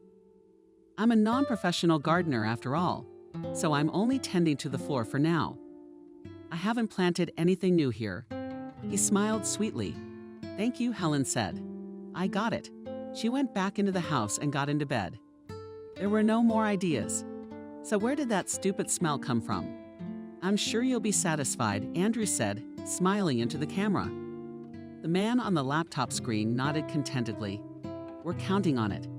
Andrew, see you then. The screen went blank at the meeting, and Andrew wiped the smile off his face with relief and exhaled finally this day was over. He deserved to relax. The feeling that something bad was about to happen had been bugging him lately. Everything seemed to be going right though. Business was running smoothly. Even his wife had been busy with her life lately and wasn't giving him a hard time. What's up? To the bar. His partner clapped him on the shoulder and added, it's Friday night after all. I'll show you a place full of beautiful girls. Hunting people like us, what's that like? The partner shrugged. The rich ones, and they hunt us. Well, were you born yesterday? Sure, you can see them from a mile away. They're young, beautiful. Once they're touched, they devour you with their eyes. Andrew grinned. And what do they want to find? A husband? Well, ideally, yes. But the role of mistress will suit them just fine. I have a wife, the friend winked, as we all do. The bar was hot, noisy. Of course, they had a VIP table, partitioned off with sheer, shimmering curtains and equipped with a separate air conditioner. It was cool there and had a view of the rest of the bar. Andrew leaned back blissfully in the leather chair and took a large sip of whiskey. They had been sitting here for the second hour. He was already relaxed, and the heaviness of the previous week seemed to dissolve into a glass of ice. Enough of just sitting around. And what's wrong with that? Me too. But we came here for a reason. I don't know what you want. Don't be stupid, partner. It's time to meet the girls. Look who's sitting there. He drunkenly woke up and pointed his finger at 2 girls. A slender blonde in a bright red dress and sat with a friend. The latter was shorter in stature. Ryzenko was a little fuller, but still very attractive. What do you think of her? And look to the left. What are you doing? There are 4 of them. So what? You don't think we can do it? My friend drunkenly giggled. He splashed whiskey on his pants. You're upset. He looked at the pop-up stain. Let's go to the first one, Andrew suggested.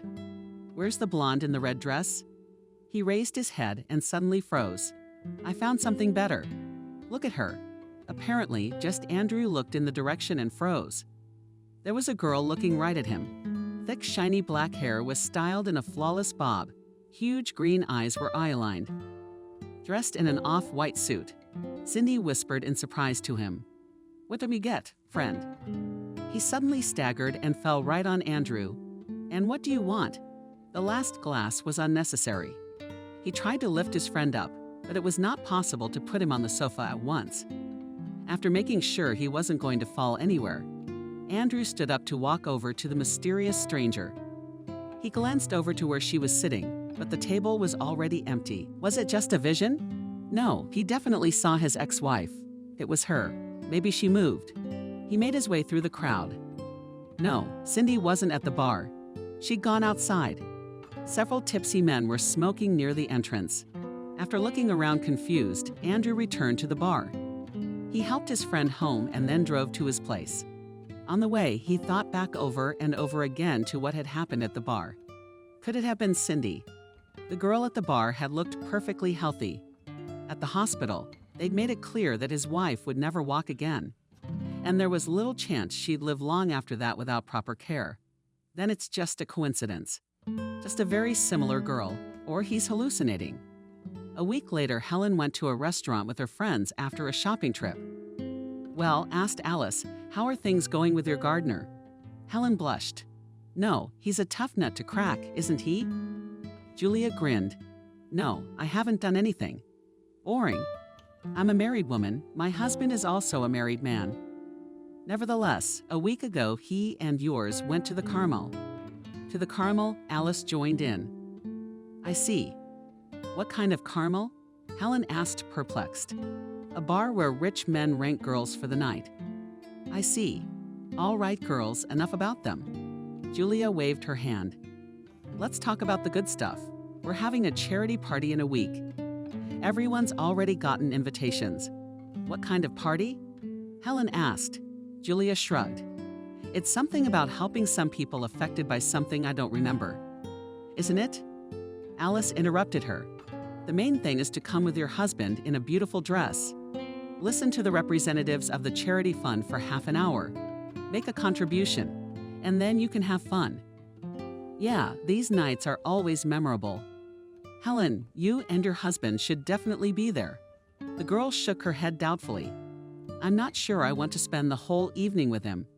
You don't have to. You can sit together at the presentation, and then everyone can have as much fun as they want.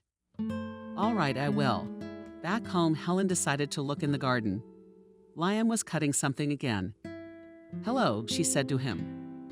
Hello, Helen. What are you doing? Under the new bushes, I see. Helen walked carefully around him and smiled playfully. Probably any other man would have started to realize everything by now, but Liam only smiled politely. Then she decided to act directly. You're on duty today, aren't you? Yes, keep me company at dinner. The offer, it turned out, surprised him. I'm sorry, perhaps that would be inappropriate. I'm asking, she made the most innocent eyes. All right then. Helen, I'll be there. She let the manager go early in the evening. He kicked his wolf eyes at her again, but said nothing. Helen was worried. Strange when she was having an affair under Cindy's nose. It wasn't scary like that. On the contrary, it was funny to watch the knave professor's daughter suspect nothing. And now Helen was suddenly doubtful. All right, she said to her reflection in the mirror. Enough, I need new impressions. Especially Andrew is the first to start. She set the table herself and barely finished, cautious footsteps sounded behind her. Helen turned around. I'm glad you came. I couldn't help but come. Helen, just call me Helen. At least until no one else is here. All right, they sat down at the table and started dinner. Tell me about yourself, Helen asked. Where did you go to school before? I graduated from medical school and studied to be a massage therapist. Oh, wow. The topic came in handy. I could ask you to give me a massage, the lady of the house said languidly. Liam shrugged. Sure, right now. Yes, if it's not too much trouble. No problem. Then let's go to the bedroom. It'll be more comfortable there. They went into the bedroom. Helen threw off her dress and stayed in her underwear. Is that enough or not? It's quite enough. Lie on your stomach. Arms stretched out along your body and try to relax. Helen did as he asked. The adrenaline was finally kicking in. Liam's massage was good. However, it was quite decent. He didn't touch what he couldn't touch, and Helen hadn't yet figured out how to hint to him for more. Well, I'll talk to him about neutral topics, and then it'll just happen. Tell me about your work as a masseur, Anna asked in a gentle voice. But it's not that uninteresting. I'd love to hear about it, but most of the time I worked with difficult patients. What kind of patients? But for example, with those who were injured after accidents, falls from heights, industrial accidents, car accidents. Helen suddenly felt her back covered with the sweat of a car accident. In a weak voice, she repeated. Yes, Liam confirmed eagerly. People sometimes get into terrible accidents. You know, if they get behind the wheel, drunk or out of it, they just can't control themselves in dangerous areas. Like bridges.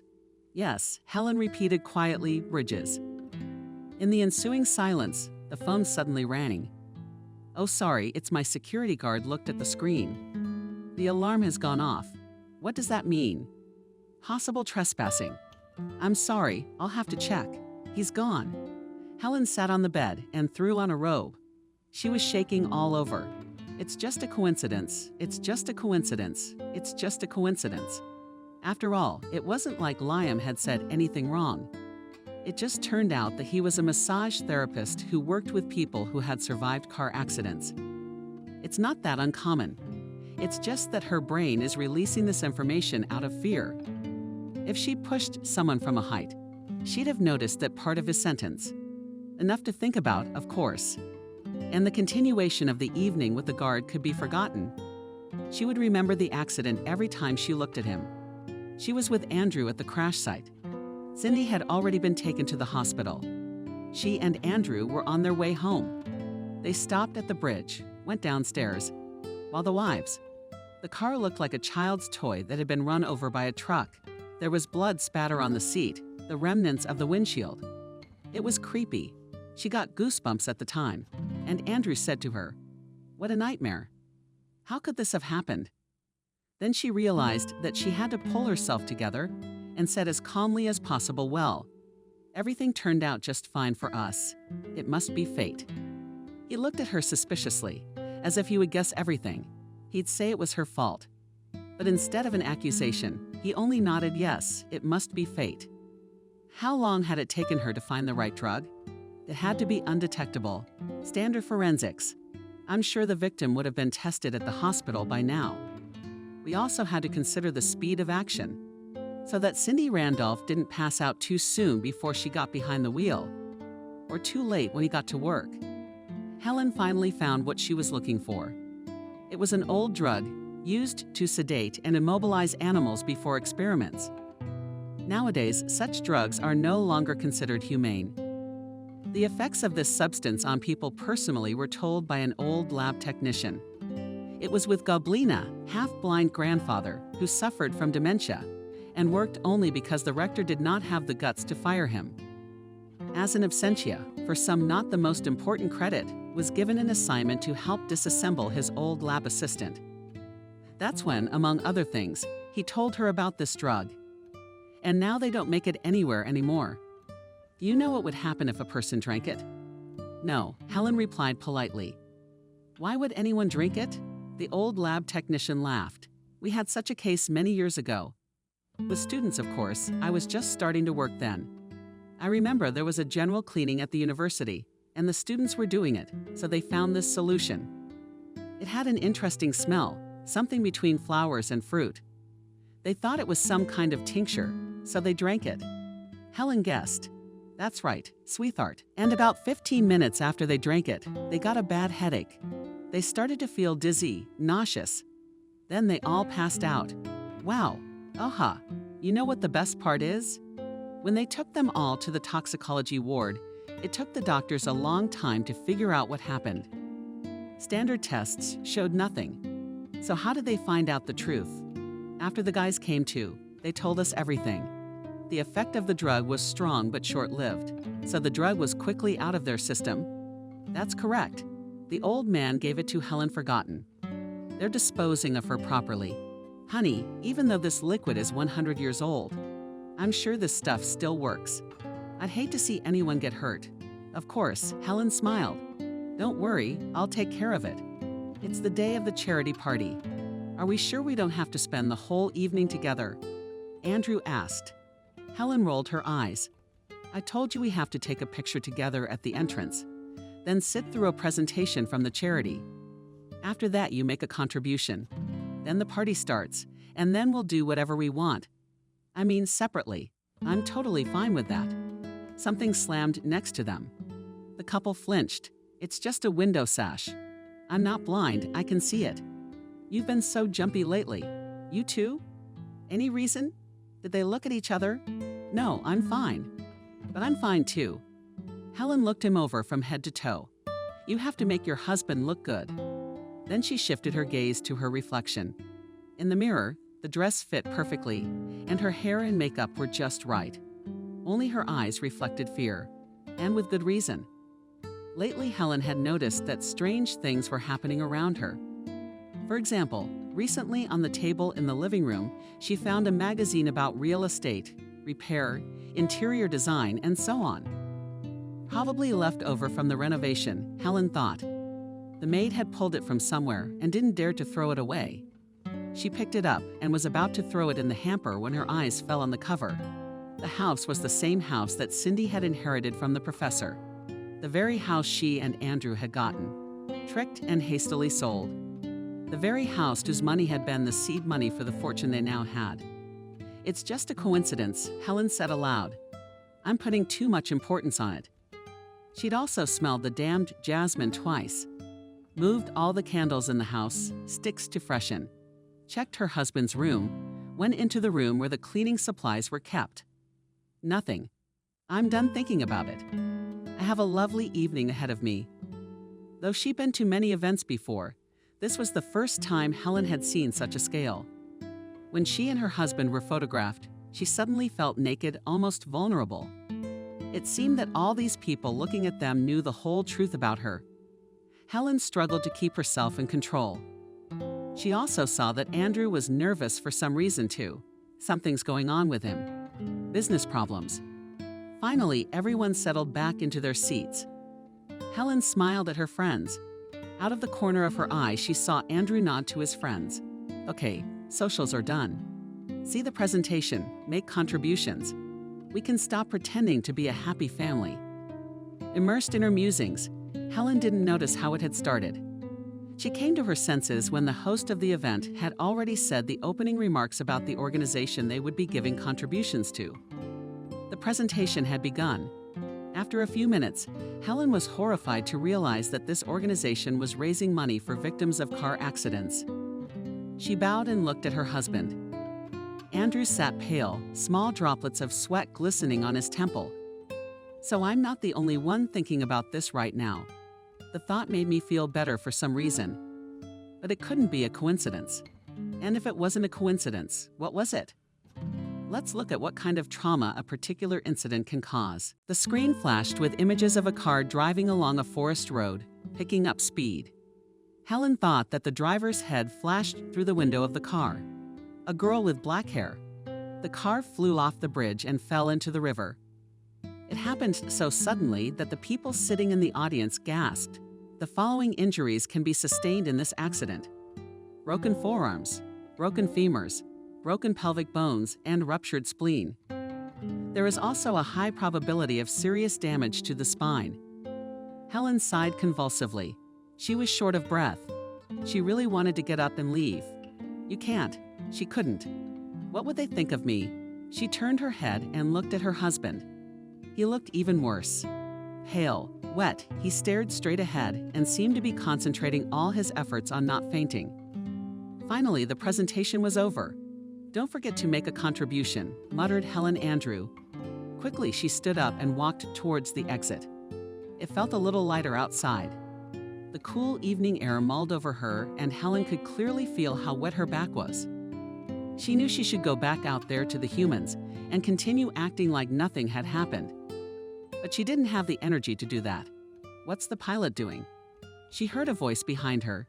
She tried to put on a smile, but it came out as a pathetic grimace. Yes, it was Stuffy, she answered. Alice nodded sympathetically. I know, I got drunk on champagne at a banquet once. I threw up all night.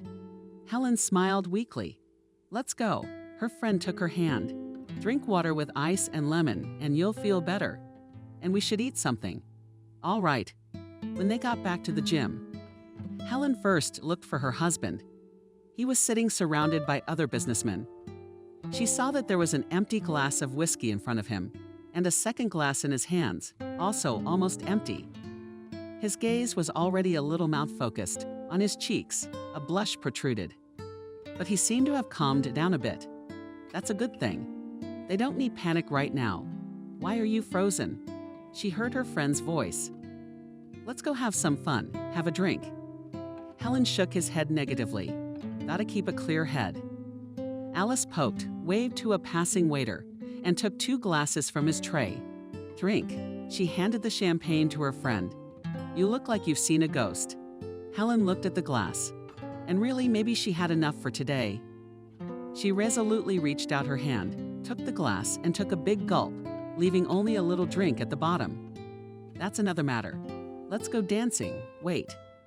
Helen drank the champagne herself, already signaled to the waiter, took a second drink of champagne, and poured it into herself without hesitation. Helen. Alice laughed. I like your boldness. The alcohol had taken away a little of the fear and panic, but some unpleasant feeling inside remained. Helen, looking around occasionally, said someone was following her. She drank, danced with her friends, even tried to flirt with the waiters, but still felt a growing inner tension. Okay, friend, let's step back. Helen obediently nodded and allowed her friend to lead her away. They sat down in the corner on some sort of couch, away from the crowd of drunk people, cheering people up. What's going on with you? I can see you're a nervous wreck, and not just tonight, but lately. Helen looked at Alice. She was used to these women always being spectacular, cynical, and carefree. And this one was now looking at her in a truly sincere, caring way. At some point, she wanted to tell Alice everything, so that they could become really close friends, so that Helen could open up to someone, stop pretending. No, she couldn't. It was unlikely that her friend would understand her. Helen imagined with what disgust Alice would look at her for a murderer, for a cheat, for a liar, for a thief. A lot has happened lately. Helen said weakly, with her husband. Trouble. And I'm kind of tired of everything. I must be nervous or depressed or something. Alice nodded understandingly and took her hand gently. I understand. I had one myself a year ago. Don't worry. I'll text you the number of my therapist tomorrow. He'll help you. And if you're not ready yet, you should at least just rest. Go somewhere in the Maldives, Bali, or even Turkey. Live there for a week in the sea to swim in the flirt with the bartender will drive. And that pail is quite accurate, said Helen. I have to leave now and call you a car. Oh, please. If you want, I can go with you. Alice said softly. Helen tried to smile and turned towards her friend, trying not to look her in the eye. Thank you for everything you've done for me, but I'll probably come and go to bed. And you hang yourself. In the car, she opened the window. It felt lighter in the cool night air. A round white blind moon was running across the sky behind them. Helen would arrive home now and go straight to bed. In the morning, she would wake up early and buy tickets for the nearest flight. It doesn't matter where, as long as it's warm and far away from here. He won't even bring a suitcase. He would throw a few things in a small bag and buy the rest on the spot. Town was quiet and dark. She walked through, turning on lights everywhere. It seemed the air smelled like the damned shift again. The smell made even the alcohol drain from her head, and her consciousness clear. Fear and anxiety stabbed her brain with blunt needles again. She wanted to run. All right, Helen said quietly. I'll go to bed. At that time, there was the sound of cars driving in from outside. She tensed up. Footsteps were heard on the path. Who is it? Coming to their house this late. Paths of sweat ran down her back again. Helen looked around in horror, searching for something to grab for protection. As luck would have it, there was nothing. "Hi. What are you doing up?" It was her husband. Helen breathed a sigh of relief. She hadn't expected him back so early, and he looked like he was making sense. Probably sobered up in the fresh air, too. "You're early? You're back even earlier. What's also restless at heart?" He grinned. "I can't understand what's going on with me lately. It's like I'm going crazy. Every day it gets worse and worse." She nodded. "Me too. What do you think is going on?" "I don't know. But today at the presentation, I was ready to sunbathe and run out of the auditorium." "Me too. What do you think is going on?" He repeated stubbornly, apparently hoping his wife could give him an explanation that would calm him down. "I don't know. It's not exactly a coincidence. I think it's karma. Retribution. It's come upon us after all these years. I don't believe in that kind of nonsense." Andrew chuckled. "I didn't either. But how can you explain what's happening to us?" "What's happening to us? Look at you, Helen, and look at me. We're unhappy. We're scared. We startle at every sound. We don't sleep well at night." She sighed. There was nothing to object to. "It's because of what we did," her husband continued. She got scared. "Stop it." Helen tried to speak firmly, but her voice shook. "Stop infecting everyone. It could all be explained logically by moving to a new house, over work, alcohol." The husband grinned drunkenly. "But over work? Okay, I'm going to bed."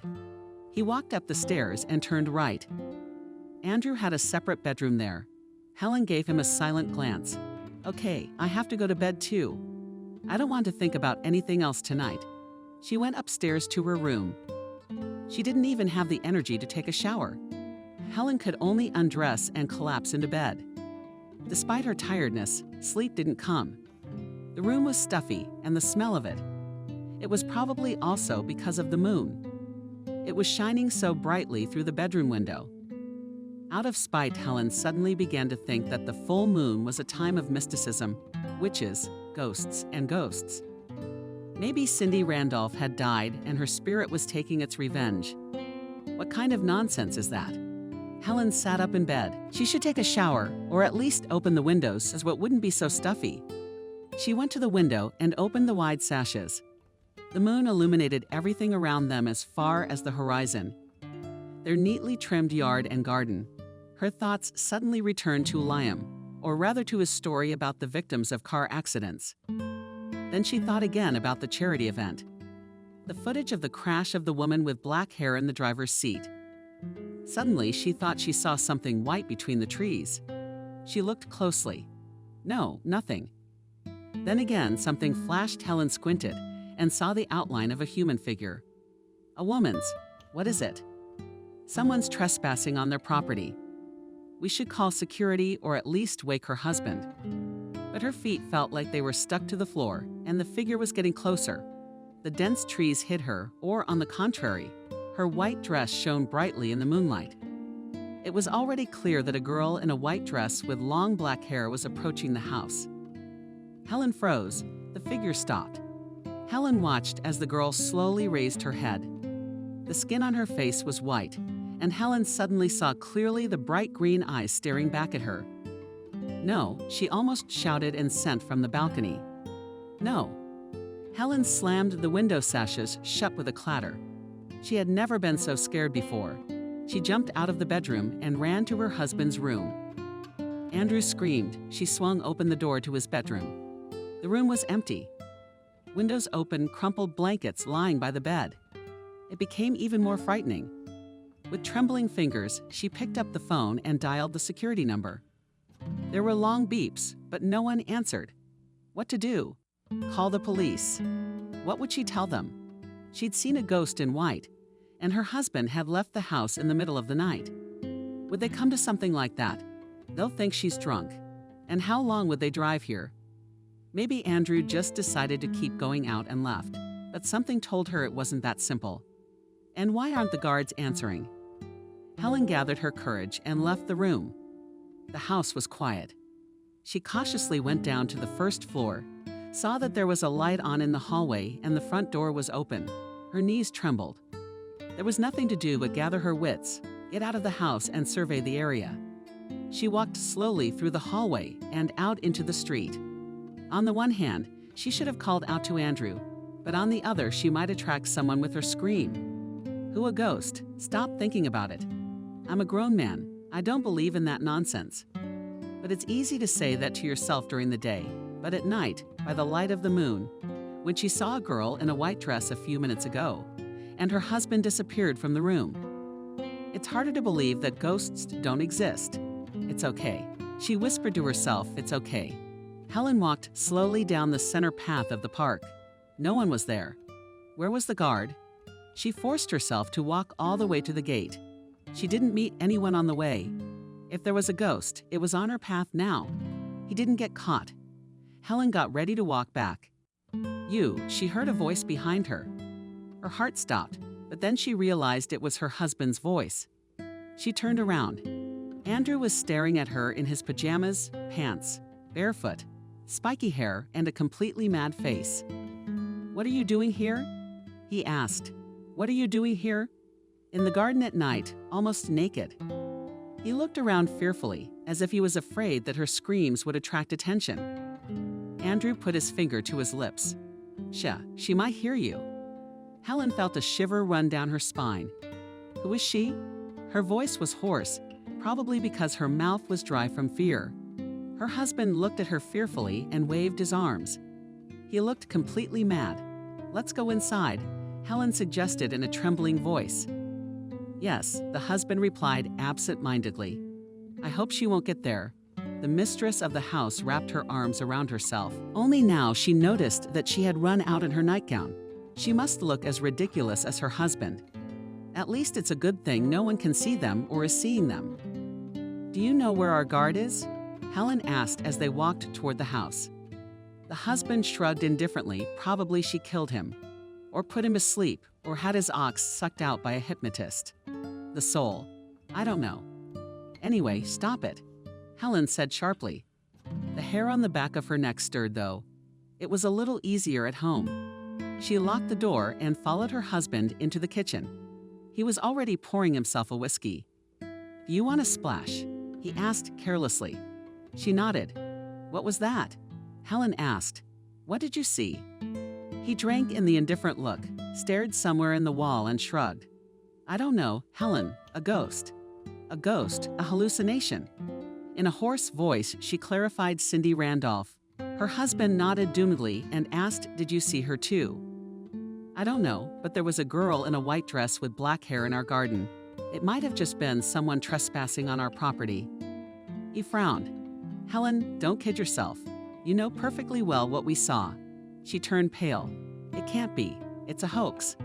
He poked. "Yes, these are our buddies who know we killed my ex-wife. Thought it was a joke." He raised his head and looked at Helen with a suddenly sober gaze. "Except that no one knows about it but us. Don't be ridiculous. First of all, we didn't kill her. It's the same as killing her." "Andrew, stop talking about it." He laughed hoarsely.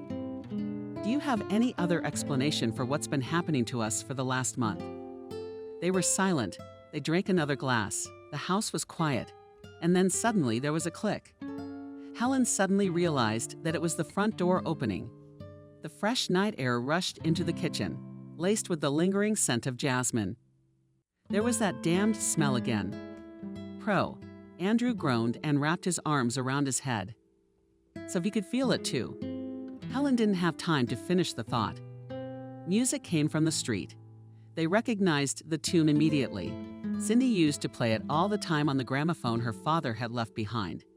Collecting his records, the music was getting louder and louder. Andrew stood up. "Let's not go in there. I'm begging you." Helen shouted, grabbing her husband's arm. He shook his head doomishly and walked toward the music. She suddenly realized that this was the right thing to do. They couldn't just hide from this forever. It had to end today. Together now, they walked outside. The moon still flooded the garden with light.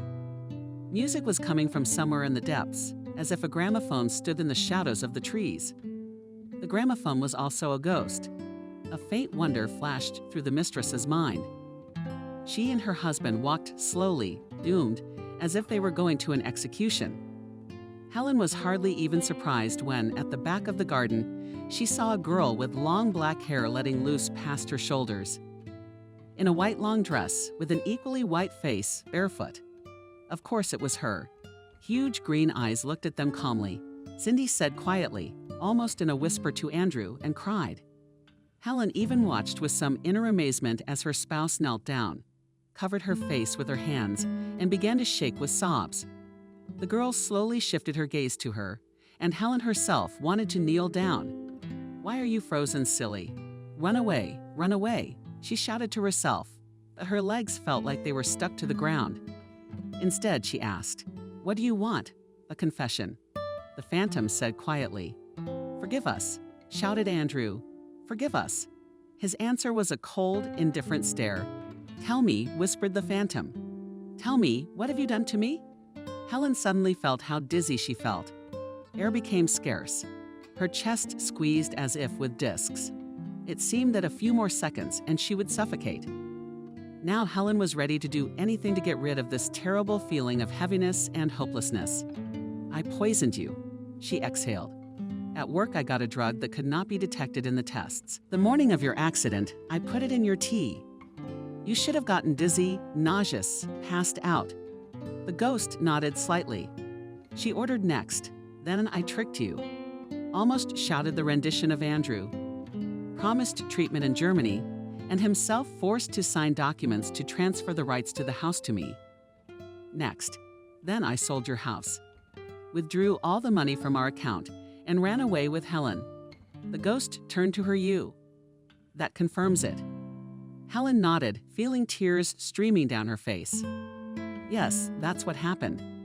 "Oh well, that's great." Suddenly, the ghost said in a very casual manner and clapped his hands. "Cut, cut." At the same moment, the music stopped. 2 men came out of the bushes. One of them was holding a camera. Liam asked Helen in surprise, "And you?" Andrew was as surprised as she was. "What's going on?" Andrew said sternly to the old man who was their cook and manager. "What have you done now?" "A heartfelt confession of your crime against Cindy Randolph. It's all on camera. See you in court." There's the sound of sirens approaching from far away. "It's not ghosts," Cindy said cheerfully. "It's the police." "Yes," said William, stretching blissfully on the chaise lawn. "But we pulled it off too." Cindy laughed and lay back too, so that the tan was as even as possible. "Yeah, playing the part of a ghost was interesting. Being a gardener and a security guard was much more boring. No kidding. You and your grandfather were still turning all those hoaxes." He shrugged his shoulders. "Yes, what business is there?" Periodically, through the ventilation smells of jasmine. Letting a magazine with a picture of the house to plant grandfather on the spy skills we came in handy. A sigh sounded behind their backs. Stephen, with a cocktail in his hands, took a vacant lounger nearby. "I'm not much of a spy.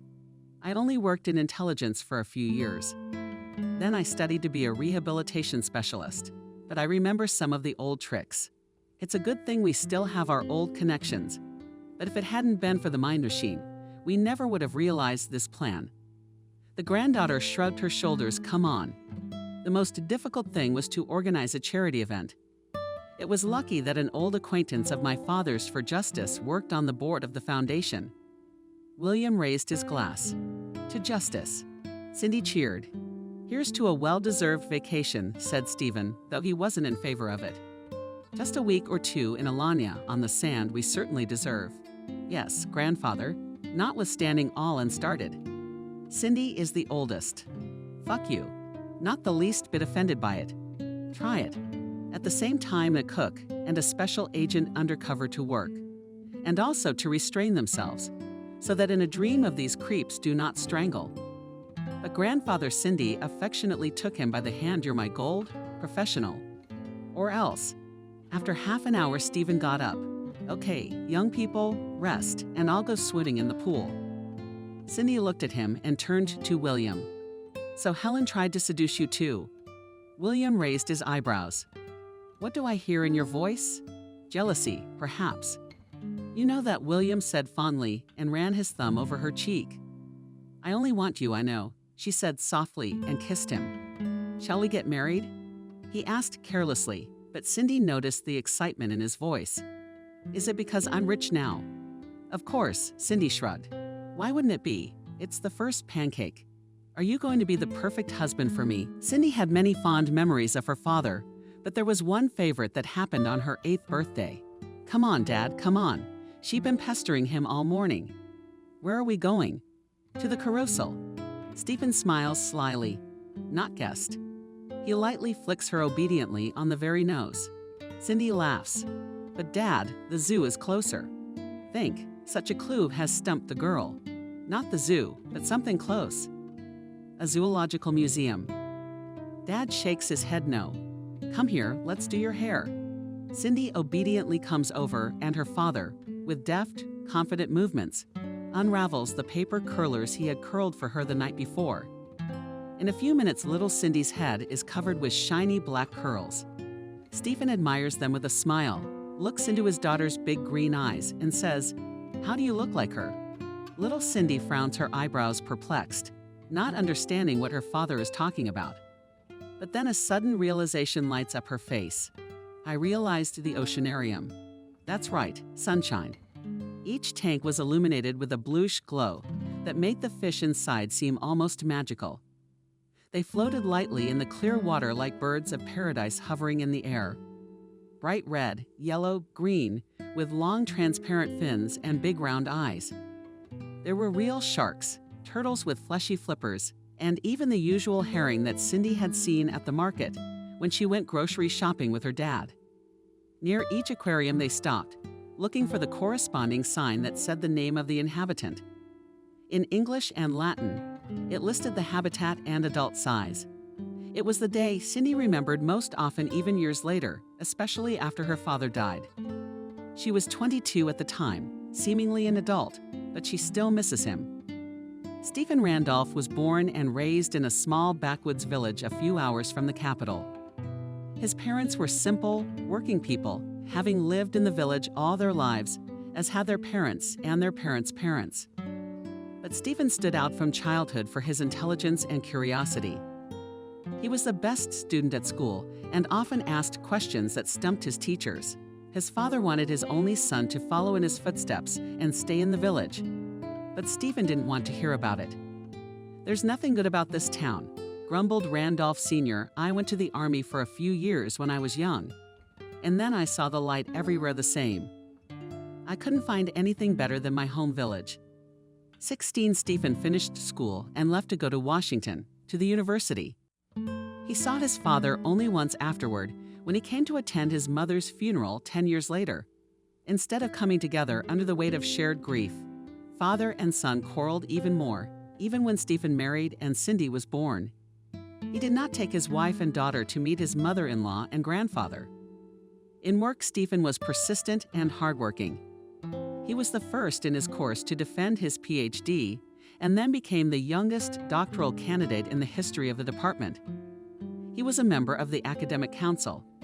And although Randolph was young, the opinion of the brilliant zoologist was considered by many, as his scientific discoveries found application in the field of agriculture. Government agencies willingly recognized the young Professor Randolph. After several years of work, he was allocated a huge, beautiful house in an elite suburban village and a company car with a personal driver. Despite such privileges, Stephen remained the same modest and pleasant person. A couple of years later, he married his graduate student Nancy. She immediately attracted him with her huge green eyes, which seemed even bigger and more expressive behind her glasses, and a thick black braid almost to her waist. Their marriage was happy but short-lived. Just a couple of months after the marriage, Nancy became pregnant. The labor was difficult, with complications. Fortunately, little Cindy survived, but Nancy never recovered. She died a month later. She was never released from the hospital.